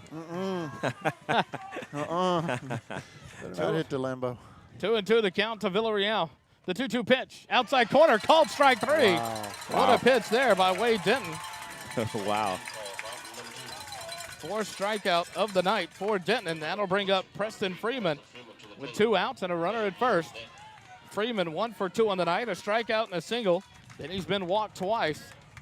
Steps in here with 2 outs and a runner at first. The winning run for the Tigers, represented at first base in Farrell. Denton comes set. The first pitch. The ground ball hit out in between first and second base into right field. Heil up with it, and he'll throw to the cutoff helmet as E.J. Davis was playing towards second base. Yeah. More shifts tonight defensively that I don't understand for this Eagle defense. Expecting the guy to take off running with 2 outs, and he gave up the hole, and that allows the base hit. And now 2 runners on for the number 2 hitter in the lineup, the second baseman, Nader. Nice piece of hitting. Just throw the bat out there and send it opposite field in between the first and second baseman. And Tigers are in business with 2 outs. Nader steps in, 0 for 4 of the night, of ground out in the first and 3 strikeouts. 1 swinging, 2 looking. He steps in here with the winning run at second base for the Tigers here in the bottom of the 8th. 4-4 your score. Wade Denton will come set.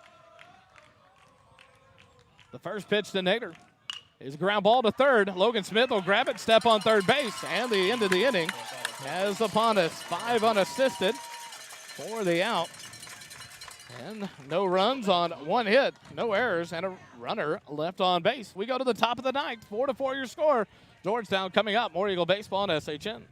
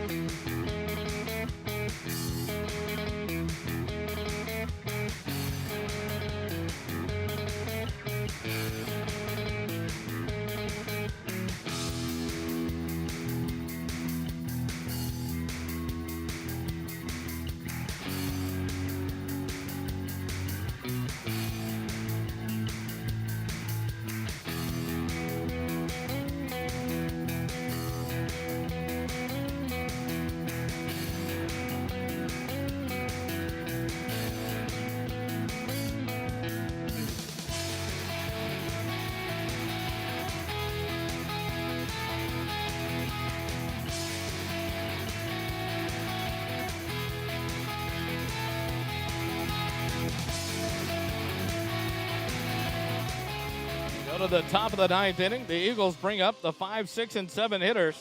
Smith, Leininger, and Hellman due up here in the top of the 9th inning. Bonus baseball brought to you here free on SHN Sports. No charge. No charge for the extra innings. As we go to extra inning number 2, the top of the 9th. Preston Freeman back on the mound for his second inning of work for the Tigers. First pitch. Misses for a ball to Logan Smith. I'm just waiting for one of these guys to just lay into a freaking hanging curveball. Second pitch outside, 2-2. Logan Smith, 2 for 3 on the night with a beautiful sack bunt in the third. 2-0 the pit on to the count to Logan Smith. Freeman from the windup. The 2-0 pitch, up and in, ball 3. Keep the bat on his shoulder on this next pitch. Yep. Try to get those base runners on. Freeman from the windup. The 3-0 pitch. Catches the inside corner. He's been consistent there all night. I'll give him that. 3-1 the count. The 3-1 pitch misses in the dirt between the legs of the catcher. Keep running. At the rate we've been picked off base tonight, I would not do it. That's why I'm up here not coaching. I'm stupid. So a leadoff walk for Logan Smith. The second walk by Freeman. So the go-ahead run on base for the Eagles. Now steps in the designated hitter, Riley Leininger. He's 1 for 3 on the night with a walk. He had a 2 RBI single in the third. Steps in here with no outs and a runner on first. Well, I got to clean off the base. Lots of dirt out That there. home plate could use some white spray paint Maybe some because it's bleach. not much lighter than the dirt. No wonder Coach Vieira thought the guy sliding into home missed home plate. Can't see it. The first pitch to Leininger. On the outside part of the plate for a called strike. 0-1 to count to Riley. Logan Smith down at first. A leadoff walk to start off the top of the ninth for the Eagles. Gets a big lead held on by Trevino. Freeman, pickoff attempt, and it gets away. That's going to move Logan Smith at least up to second base. We'll see how far he goes, and he'll stop there. An error by Freeman returned in kind as Denton did the same thing a couple of innings ago. So a big error there on the pitcher Freeman. Has the go-ahead run down at second base now with no outs. So now do you see Leininger lay down a bunt, trying to get the runner to third with one out. Third baseman Cardenas plays up. This pitch gets away, and Logan Smith's going to be down to third. A wild pitch. Count evens out at 1-1 to Leininger. Let's just do that again. Yeah. Would be nice. First wild pitch of the ball game for Freeman. First one of the night for the Tigers. The other ball was off the glove of, it was kind of crazy, off the glove of Engel on a high pitch, but something you hadn't seen him do all night. He and Mazick have both been pretty clean behind the plate. But now a 1-1 count with no outs and the go-ahead run down at third. The infield playing on the grass for the Tigers. So Leininger puts anything into the outfield. Be nice here. The 1-1 pitch up high for ball two. Cut that run off at the plate. That's the depth infield's at. 2-1. Anything on the ground in the field's coming to the plate. The 2-1 pitch and a ball slapped up the middle, and it's a base hit. And that's going to go into left center field. Leininger gets an RBI single, his second of the night. And Logan Smith scores the go-ahead run for your Eagles. Hey, Kelly, I was about to say it, but the last time I said it, when we talked about it, it came back to bite us. Yeah, you pull the right. infield in like that, the batting average goes up by about 100 points because the ball gets to you more quickly, and it's hard to make a play. And right there, that's a play that you think that shortstop Farrell makes if he's back in normal position. And so now Leininger on. The Eagles have a 5-4 lead, and in steps Eli Hellman. Squares around the bunt, pulls it back, and takes it for a strike. But your super sophomore, as Kelly named him and dubbed him earlier in the year, comes through again. The RBI single is second one of the night. 3 RBIs on the night for Leininger. He leads off first, held on by Trevino. The 0-1 pitch, a ground ball, and it gets over the head of Cardenas. It's fair down the line. Leininger will go to second, and he'll stop there. But the infield drawn in again, expecting the bunt. And Eli Hellman chops it down the third base line, and now 2 runners on with no outs, and that brings up Ty Klaus Keismore. Logan Smith, his first hit of the ball game. First hit, or second hit, given up by Freeman now. Ty Klaus Keismore will step in. Oh, we could use a couple more runs. Ty is 0 for 0 tonight. A sac fly, a walk, or 2 walks, and a hit by pitch. Been very productive in his at-bats. He's reached base 3 of the 4 times. The sac fly was a big one as it scored a run back in the third. The first pitch to Klaus Keismore, and he'll bunt it out in front of the mound. The only play is going to be to first, and to throw down the line. There's the error. Here comes Riley Leininger, and he'll score. Here comes Eli Hellman. He'll score. Ty Klaus Keismore all the way around to third base.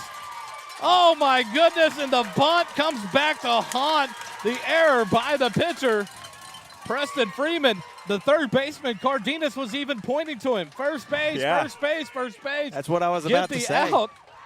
And Klaus Keismore ends up motoring all the way down as the throw from Freeman gets away all the way down the left field line. 2 more runs come around to score. Leininger and Hellman. So no outs and a runner at third. 7-4. Your Eagles have taken the lead here in the top of the ninth. In steps Jacob Haddon. The first pitch from Freeman. Swing and a miss. Strike 1. Well, all you got to do is put this out, put it in play, and played another run. But they're playing that shallow depth on the infield again. No outs and a runner at third. At this point, yeah, you've got to get outs if you're Floresville. Haddon squares around a bunt. He'll lay a bunt down, but fouls it off. Back to the catcher. 0-2 now the count to Jacob Haddon. So Klaus Keismore scores, or gets to first on a fielder's choice. Leininger scores on the error E1. And that allows Klaus Keismore to get all the way around to third. No outs here in the top of the ninth. 3 runs across. 7-4 your lead. The 0-2 pitch to Haddon. He lays off and takes it outside for a ball. 1-2 the count. You know, when we think back now, talking about Haddon being up to bat and playing center field, you hope that Andon Petty is not hurt for the Eagles. Your starting center fielder, not often has he ever come out of a ball game. Now a little timeout as the catcher, Engel, walks back to the dugout. Looks like his catcher's mitt broke. He'll switch out gloves. Well, we got a little break here. Our Lady Eagles are advancing 3-1. Well, the Lady Eagles softball team on to the regional semifinals. They conquer another opponent tonight in a one-game winner-takes-all to go to the 4th round of the playoffs. Congratulations to the Lady Eagles. The 1-2 pitch to Haddon. He lays off and takes it outside and low for ball 2. 2-2 the count to Jacob Haddon. My buddy, Officer Chris Sines, who is the SRO up at Georgetown High School, giving a shout-out to the Eagles, listening to the game. Officer Sines, good. Haven't seen you in a while. Good to hear from you. The 2-2 pitch, Haddon swinging a miss, strike 3 for out number 1. That was so off speed and broke so much. It almost looked like a ephus pitch or a softball, slow pitch softball, but fooled him. 1 out here now in the top of the 9th. Runner on third. In steps Zachary Mozick. First pitch swinging, fouls it off into the glove of the catcher for strike 1. Zach wanted that one so bad. He's 3 for 4 on the night. And has reached base on an intentional walk. The 0-1 pitch. He lays off, takes it high for ball 1. 1-1 to count. The way Zach's set up at this at-bat, he's got that right foot forward and back. Looks like he's trying to pull it to right field. 1-1 pitch, gets away. And what a hustle! Oh my gosh! Ty Klaus Keismore. What a play by the speedy left fielder. Hey, Coach Vieira, that is the first interview next week at the Coaches Show. Ty Klaus Keismore, thank you. What a play by Ty Klaus Keismore. That ball didn't get far away. Mozick did a great job of getting away from the ball, and Engel had to go out and get it and try to dive back towards home. And you saw Klaus Keismore slide in, extended with that left hand out, and called safe. The 4th run of the inning here in the top of the 9th, and the Eagles with a 4-run lead now, 8-4. What a heady play by your senior left fielder, Ty Klaus Keismore. Wow. Another wild pitch, though, as that one was in the dirt. A good job by Engel to block it, but unable to control it. All right, what do we got going on here? Umpires just kind of letting Engel have some time, it looks like. He took that one off. It kind of came off his chest, off the dirt. Engel gets reset. 2-1 the count to Zachary Mozick. 1 out. Base is empty here for the Eagles. 4 runs across here in the top of the 9th. This one also in the dirt. Pitcher's frustrated now. And understandably, 2 big errors in the inning by the pitcher Freeman. The pickoff attempt of Logan Smith gets away. He advances to second. And then the big bunt attempt by Ty Klaus Keismore, and the throw down to third by Freeman goes all the way in to left field. And a 5-pitch walk to Zachary Mozick. He has reached base in 5 of 6 appearances tonight. It's a circumstance where their coach needs to go out there and settle him down. Yeah. But it's also, you get in that circumstance. Hey, Kelly, we don't know. We're not as familiar. But what is the pitching depth of this team for Floresville? You don't know how deep they can go and what do they have available if this goes 1. Obviously to game 2 tomorrow, but if it goes even to game 3. Well, you got somebody starting to – you got some movement over in their bullpen. Looks like number 13. Coy Mines. The first pitch to E.J. Davis, outside corner, called a strike. E.J. having a great game in the defensive side of things. Offensively, he's 0 for 5 in the ball game. Zach Zavala, the courtesy runner, pickoff attempt. And not in time as Trevino has to scoop it out of the dirt. Zavala dives back in safely. Zach Zavala, the courtesy runner at first, 1 out. 4 runs across here in the top of the 9th. An 8-4 lead for the Eagles. The 0-1 pitch to Zach Davis. Zavala off running, and the ball fouled off on the hit and run. Zavala, he was ready to run. That's the best jump anybody's had tonight. He was halfway to second base yeah. before the ball left the pitcher's hand. And if that's a base hit right there, Zavala may score from first base with the speed he has. Zavala gets another lead. The 0-2 pitch to Davis. Davis hits it out towards third. A high bouncer. Cardenas will field it, try to go to second, but not in time. Fielder's choice gets Davis on base. And Zavala safe down at second, so 2 runners on with 1 out. Boy, you see the frustration in the body language of the catcher especially, because I think he was wanting that throw to go to first, and I thought that was probably the best shot they had at the out. It's going to be a tough play anywhere, but. A speedy E.J. Davis down the line off that high bounder. And this off of an all-natural, you were talking about it before the game, Dave, being an all-grass field and all dirt and grass and not what we usually play on in the turf. Right. And that took a high bounce off the bat of E.J. The first pitch to Landon Heil, sent down the left field line. LaFleur gives chase, and he'll miss the ball in foul territory. Unable to make the catch, and he's got his hand over his head. You see the frustration on the players. You can see it here in the stands for these Floresville Tiger fans. And it's all turned here in this inning. This has been a game back and forth the entire ball game until this top of the ninth, where the Eagles have kind of just asserted themselves. Well, and Floresville has played clean baseball. They played a good game up until this second extra inning. And now we've seen their mistakes cost them.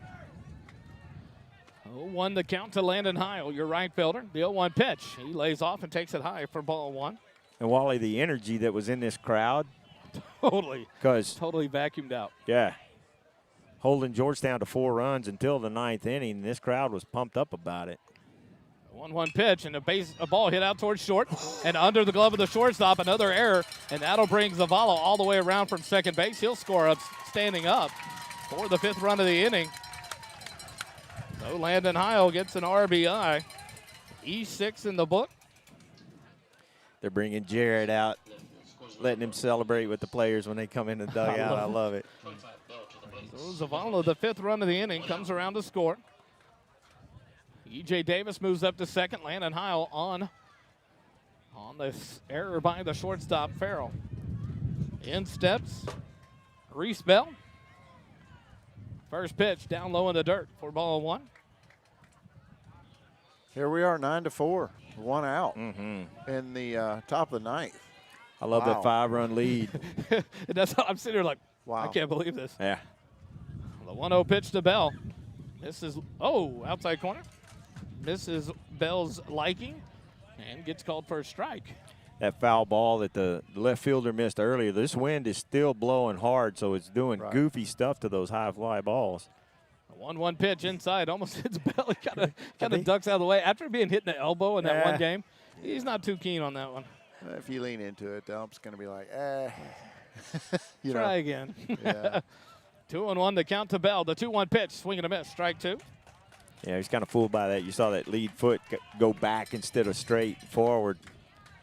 Bell, the 9th hitter of the inning for the Eagles. Only 1 out. Runners on first and second. Logan Smith led it off. He's on deck for the Eagles. Bell back in there. The 2-2 pitch, and Bell hits it out to second base. He fields it. The play to short in time. The double play turn. What a play there. Good play. I tell you what a play there between Nader, Farrell, and Trevino. The second baseman goes back into the hole to first base, fields it, turns, and throws on a dime to Farrell at shortstop. 4-6-3 double play to get the Tigers out of the inning, but not before your Eagles put up 5 runs. We'll take a timeout. Be back with the bottom of the ninth. The Eagles lead it by 5 here in the 9th inning. More Eagle baseball on SHN.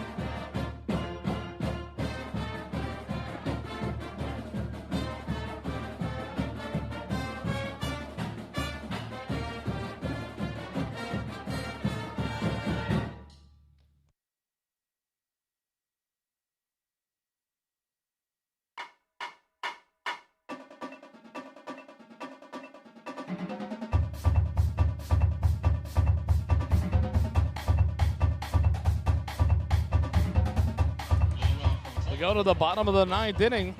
The Tigers bring up the 3, 4, and 5 hitters. Cardenas, Ferreira, and Engel. First pitch from Denton is a ball, 1-0. The count to Brandon Cardenas. Well, we've had over 200 viewers watching tonight, and they have seen a great ball game. The 1-0 pitch just misses outside. 1-1, and we're thankful for each and every one of you. Thanks so much for joining in. And remember, tomorrow we'll be live 11:30 pregame, 12 o'clock first pitch for Game 2 back at Eagle Field. 2-0 pitch, and the ball sent into right center field. Landon Heil gives chase. He'll cut it off there. Cardenas on with the leadoff single here in the bottom of the 9th. And if you think these Tigers have quit, you're wrong. Exactly right. That's what I was about to say, Kelly. Yeah, do not give up on this. You can't relax here. I haven't. The Tigers will come out swinging. In steps the designated, or the second baseman. No, correction. The designated hitter, Derek Ferreira. He is 1 for 2 on the night. A walk, a hit by pitch, a double, and a ground out. He hits this one over towards first base, but it's going to get into right field for a back-to-back singles for the Tigers. This is going to take every bit of Eagle fight to close this one out, gentlemen. No one up in the Georgetown bullpen, so it looks like somebody correction there. They just went out. Pernica headed out in the gear. So the Eagles have one arm up in the bullpen. Throw quick, young man. No outs, 2 runners aboard, 2 singles to lead off the bottom of the 9th here for the Tigers. And in steps Caden Engel, the catcher. First pitch on the inside corner for strike 1. Wade Denton, since coming in, has given up 4 hits in 3 2/3 innings. Struck out 4, walked 2, is not allowed a run. 2 runners on here with no outs in the bottom of the 9th. This one fouled off the catcher, Mazik. He falls to the ground. That one hurt. Umpire. There's plenty of there's plenty of dirt he can rub on it out there. I'm going to have to ask Zach about that one. Just bounced that off the ground and hit his face. It's hard to be cool all the time. I tell you what. And really. Zachary's a great kid and one of the big main leaders on this team. Mm-hmm. And that was pretty funny. That humanized the big team, one of the captains of this team. 0-2 the count to the catcher, Engel. Wade didn't come set. Cardenas leads off second. Ferreira leads off first. The 0-2 pitch. Swing and a miss, strike 3. Big strikeout. 4 out, number 1. That is the 5th strikeout for Wade Denton since coming in. Back in the middle of the 5th inning, with 1 out in the 5th inning. The last time you saw Wade Denton pitch like this was in the 12-inning affair against Rouse. He came in relief and threw 6 2/3 innings. He's probably been itching to get into a game. Yeah. He doesn't want to turn this over to anybody. 1 out here in the bottom of the 9th. The Eagles by 5, 9-4. 5 runs in the top of the 9th. The first pitch, inside corner, called strike 1. All right. Jacob Trevino wasn't a fan of that one. It's a lot different when it goes your team's way. Absolutely. And Trevino looked back at the umpire like that. Oh, well, I mean, 0-1 the count for Trevino. Didn't come set. The 0-1 pitch in the dirt, blocked by Mazik. Good play there. 1-1 the count now to Trevino. Trevino 1 for 3 in the ball game. He walked in the 2nd inning. A base hit and a run scored in the 4th. A ground out in the 5th and a strikeout swinging in the 7th. Steps in here with runners on 1st and 2nd and 1 out in the bottom of the 9th. The Tigers down to their last 2 outs to come back. Down 5. This one in the dirt, but Cardenas does not venture off very far. Mazik keeps it pretty close. 2-1 the count now to Trevino. Tigers have to have base runners, so they're not going to take any chances like that. That ball's going to have to go way past Zach for them to take any chances on advancing. Cardenas kind of the Reese Bell of Floresville. Not gonna be the runner that's gonna steal you a bunch of bases, but will be running when he needs to. This pitch just misses inside. 4-3, 3-1 the count now to Trevino. Gavin LaFleur on deck for the Tigers. Here's where Wade just needs to throw strikes and count on his defense. Yes. Ferrer leads off first. Cardenas off second. 1 out in the bottom of the ninth. 9-4. The Eagles lead it by 5. The 3-1 pitch. Outside corner. Called. Strike 2. Nibbling on the outside corner on the 3-1. He gets the call there. It's been a wide strike zone all night. Now a full count to Trevino. Denton comes set. A look back at second. The payoff pitch. Just misses low for ball 4, and the bases are loaded with 1 out. Third walk issued by Denton. That brings up Gavin LaFleur. LaFleur frustrated in the top of the ninth. He made it's not an error. The ball hit in foul territory, but an opportunity to make a big play and make a catch. And he was unable to get to it. Now here comes Coach Chad Payne to visit with Wade Denton. We'll take a quick timeout. Back with more Eagle Baseball on SHN in just a moment.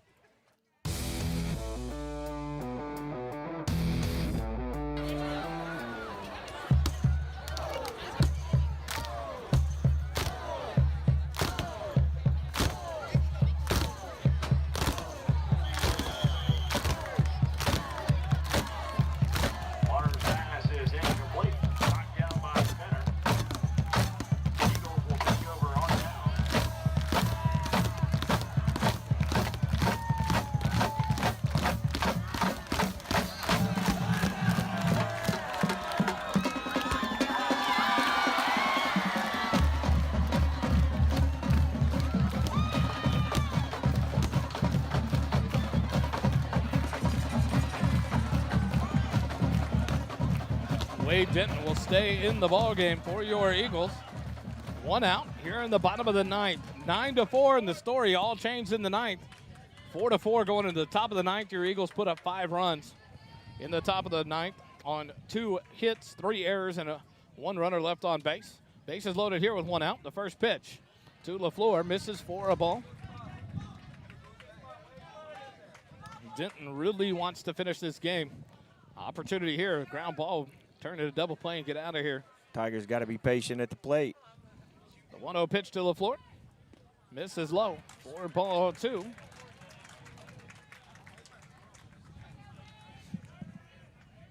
.68 pitches before coming into this inning for 3 2/3 innings of work for Denton. Settles in here. 2-0 the count to LaFleur. Bases loaded with 1 out. The 2-0 pitch down the heart of the plate for a called strike.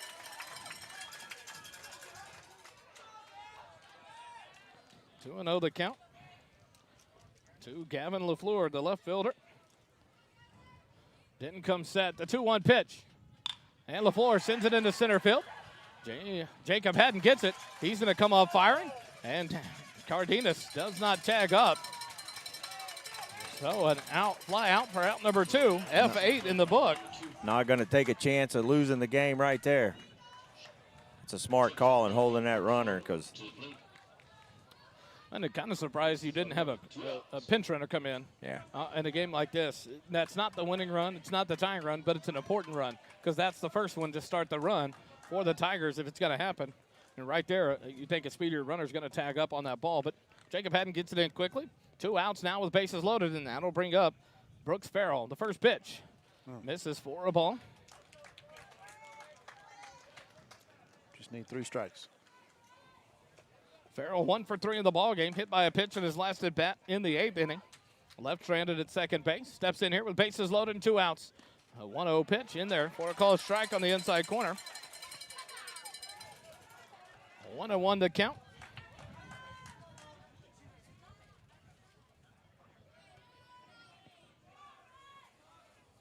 Denton comes set. The 1-1 pitch. And Farrell fouls this one back out of play for strike 2. Tigers down to their last strike, Kelly. What a game. Dave summed it up in the top of the ninth. Wow. Yeah. 5 runs in the top of the ninth that separated this one for your Eagles. Can't articulate it any better than that. Yeah, just dumb old fireman. Wow. 1-2 pitch. And Farrell able to hold his swing. Takes it up and in for ball 2. 2-2 the count.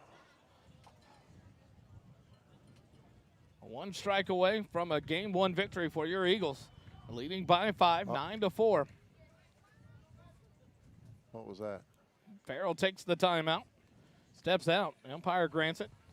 So Denton will step off the mound. 2 balls, 2 strikes, 2 outs here in the bottom of the ninth. Bases loaded for the Tigers. They trail by 5. Brooks Farrell steps in from the right side. The 2-2 pitch. Just high, ball 3. Full countdown. I heard that breath. Were you ready to ring him up? I was too, boy. I heard it. I was waiting. About to ready to tell you to take off and go get the field mic and talk to Coach. Wade Denton comes set. 3-2. Outside corner, called strike 3, and the ball game is over. Your Eagles victorious here in game 1, 9-4 in 9 complete innings. What a ball game. Wade Denton comes in and throws 4 2/3 innings to get the win. We're going to send Kelly down to the field, visit with Coach Vieira and Wade Denton, the winning pitcher, here in tonight's ball game. We're going to take a timeout. We'll gather ourselves and try to get a visit here with Coach Jordan Vieira. You're listening to Eagle Baseball on SHN Sports.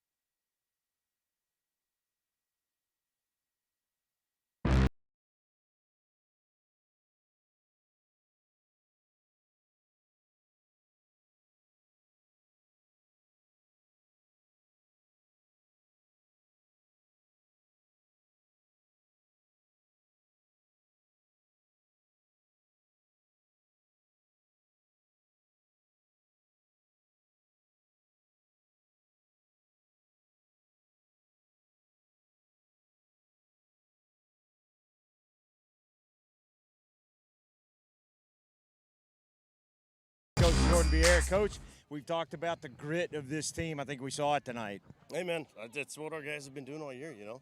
They've been competing relentlessly the entire time. At no point did our guys waver. Did they go away?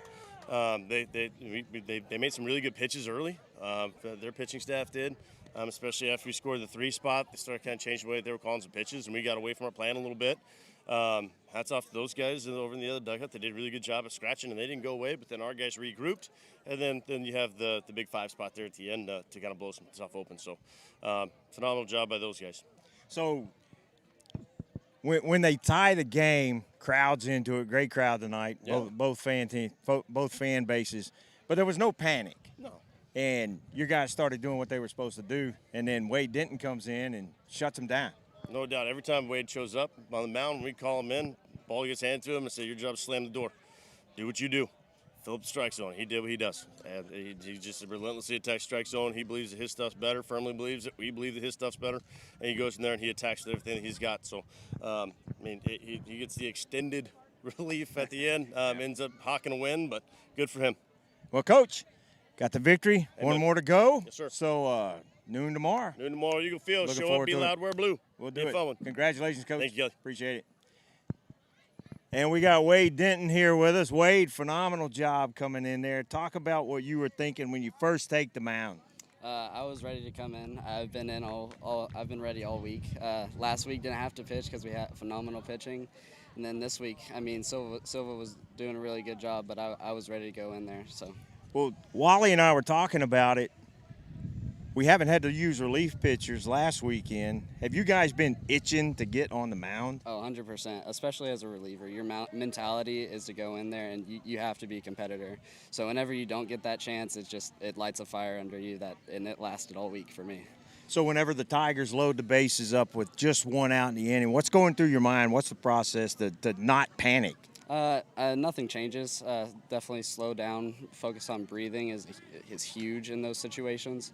But just reflecting back on how much work you've put in is the key for me.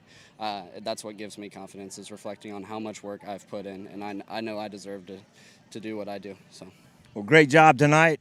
You got the win. Thank you. So you come in and tie a game, so you walk out with the win. Thank you. Wally, another great performance by Mr. Denton. We appreciate it. Thank you, brother. Thank you. Back to you, Wally. Well, we'll take a quick timeout. We'll let Kelly get back up here to booth, and we'll close things out as we get set to turn around in a quick one tomorrow. 11:30 for pregame, 12 o'clock first pitch back at the campus of Georgetown High School on Eagle Field. We'll take a quick timeout. Be back with the closing remarks as soon as Kelly makes his way back up here to our booth. You're listening to Eagle Baseball on SHN Sports.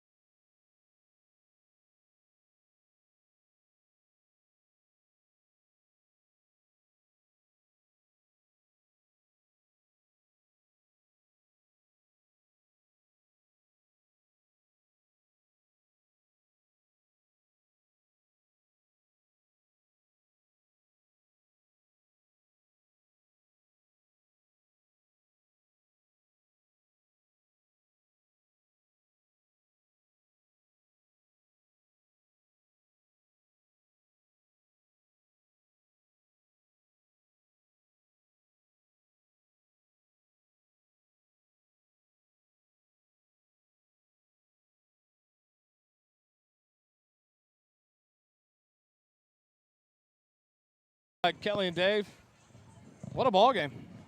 Dave summed it up, I think, better than anyone on his first time to be able to join us this year. And it's just, what do you say? Wow. I mean, that's it. You go into the top of the ninth, 4-4. And Dave said it's time for some of that Eagle fight. And, man, did they ever? Logan Smith starts it off with a walk, and it just goes the Eagles' way after that. Right. They needed a little luck there. That the ninth inning was very good to them, and and they fought hard there you got the bases loaded, and the Tigers are not going to go down swinging. They want to win too. They want to, not to go to a game 3. And so it was good to see. So real quick while I've got you, the weather tomorrow, 93 degrees. So winds out of the south at 8. So partly cloudy, shouldn't be any rain. Should be a beautiful day at the ballpark there in Georgetown. It's going to be about 64 for us. I was about to in say, the press box. I keep our booth at 64, 65, so bring your jackets. Yeah. Right. But, Kelly, you were talking to Wade Denton, and I love it. Hey, Wade, the bases loaded with one out there in the bottom of the ninth. Does anything change? He says, no, I just focus on my breathing. I gotta slide to lock in. And it's the mentality of that man, that young man. He's been impressive all year. But the question I loved was that one. Were you itching to get in? Oh, man, I was on fire. I wanted to go. Yeah. My fire was flamed all week because the two studs threw 2 studly games last weekend. What do you ask for? Nothing but 2 great games, and your relievers get to take the weekend off. But that's hard on a competitor like a Wade Denton. Well, and Wade told me before the interview, whenever we were walking over, he said, I wasn't coming out.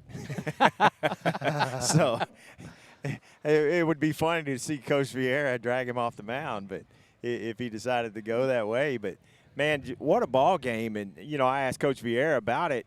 Grit has defined this team all year. And this was a gritty win tonight, very gritty win. Tip of the cap to Floresville. They played a great ball game tonight, one bad inning really. Their crowd showed up and was supporting them, and it was a great atmosphere, it really was. Yeah. And a fun playoff baseball game, and that's what it ought to be. And so Floresville absolutely proved tonight that they deserve to be here. And we talked about it before the game. You don't look at the regular season record, and Floresville proved tonight they deserve to be here, and it's going to be a tough game tomorrow, I bet. You can't sleep tomorrow at noon. You've got to be ready to fight. These guys are going to be in it to win it. So you've got to come. Who are we pitching tomorrow? Do you have any idea? We have to assume that Jacob Haddon will be on the mound. It's got to be Jacob. Yeah. The other ace of this team. Okay. We can say 1 and 2 pitchers. You can say 1A and 1B on this team. But you expect Jacob Haddon to be on the mound. But you're right, Dave. They're going to come out pissed off. There's no other way to sugarcoat that. This team is going to come out mad. They know they had their worst inning at the wrong time of the night, and that was in the top of the ninth, and the Eagles capitalized on it. And they're going to come out. But that's the one thing that we've talked about all year. We play every Saturday for a reason, and Coach built the schedule that way. These players are ready, and they're accustomed to, and it's normal for them to go home late tonight, get some sleep, and be up early back at the ballpark to perform. And we've played quality competition. Absolutely. On Saturdays. All 6A schools except for one game was district against Glenn. Right. The rest of it were 6A schools. Can I give a couple shout-outs? Absolutely. Kelly Duvall for our amazing graphics all night, putting together the bios and all that stuff, and also the Bearded Wonder. As you look at your screen, you see that picture there, the baseball player standing in the stadium. He does some incredible work all year round. He bleeds blue. I'm so glad you said that, because last week at the first we mentioned that. Tonight we got going and just excited about baseball. Sure. But the Bearded Wonder and the fact that he allows us to use really pictures. that. Man, his work behind his eye behind the gifted. camera is amazing. Gifted. Just a nice guy too. Yeah, and you can find his work at thebeardedwonder.net. .net. And, I think it's .net. And he's got some or .org. And he's one got of those some two. spelling on Twitter. You can follow him. Yeah. Man, he's got some. He puts up pictures. Yeah, he's got this great showed stuff. up today. Yep. It's just amazing. He's to got watch. great stuff. And just he does so much for us, and is such a great supporter, folks. If you need photographs taken, senior pictures, wedding pictures, something like that, he does commercial photography, and he does all these graphics that you see. Like the playoff graphics and the stuff that we use during the football season. Awesome. He does all that for free. Yeah. So Good stuff. Hey, we appreciate you, Bearded Wonder. That man works magic behind the lens of a camera. It's crazy to watch. I tell you what, you got to give 2 big shout-outs on players tonight. Wade Denton comes in, throws 4 2/3 innings, spreads out 91 pitches, sheds 5 hits over those 4 2/3 innings, strikes out 6, walks 3, and allows absolutely no runs. And then the other one has to go to Ty Klaus-Keismore. Yep. 1 play was made, and it was a big play on the outfield assist. Tell me, I hate that word. He hosed that dude at home. Yeah. Ty came up all on his on own. a base hit and just fired it into Mazick at home. A beautiful play to get a speedy designated hitter runner, Ferreira, I believe it was, coming all the way from second on that base hit to left field. And Ty wasted no time and threw a bullet to home plate. And then Ty ends up scoring the run on a wild pitch. that barely gets away from the catcher there in the 9th inning to tack on that one last run. And so Ty Klaus-Geismore just had a great game tonight, and so a credit to him as well to continue to fight. This Eagle team did a great job, but when we have to pick out a couple of players and get ready to talk to them next week, man, that's two right there that you just got to imagine are on the top of the leaders list right now after those performances tonight. Zachary Mozik, I mean, that guy got on base 5 out of 6 times, and the only time he didn't, it was the first. No, let's see. I was looking at their player. The only time he didn't, he had a line drive that the first baseman snagged, turning towards right field. And so Zachary Mozik had a great game leading off and catching for the Eagles. And so, was a brick wall behind the plate. Oh, magical behind the plate. The Eagles are victorious here in game number 1. 9-4 in 9 innings, and tomorrow we turn it back around. 11:30 pregame, 12 o'clock first pitch, live from Eagle Field. As Coach always says, come early, be loud, and wear blue. Just like they did last week against Alamo Heights, we pray they do it again tomorrow here against Floresville. I'll be in my blue, and we'll be up in the booth ready to call the game. Dave, I'm so glad you got to join us tonight. Thanks for coming to join us. We had a good meal before the game. Great to see you in the booth. Man, it just makes me that more excited as we get ready for football season in the fall as well. Have us all back together. Yes. Thanks for joining us tonight. The Eagles victorious over Floresville, 9-4 in 9 innings. SHN, happy to bring you Eagle baseball. Congrats to the Lady Eagles softball team. Yes, they indeed. advanced to the 4th round of the girls softball playoffs with a 3-1 victory tonight as well. So props to them. We love to watch them and keep updated with them. We need to make sure we reach out to Braylon Pinnell's family to keep updated through the games, as these two teams seem to be running at the same time at the same days. Exactly. And we can't get out to watch them. We'll be back live tomorrow, 11:30 pregame, 12 o'clock first pitch. Thanks for joining us tonight. Remember, it never costs a dime to be kind. Have a good night, everybody.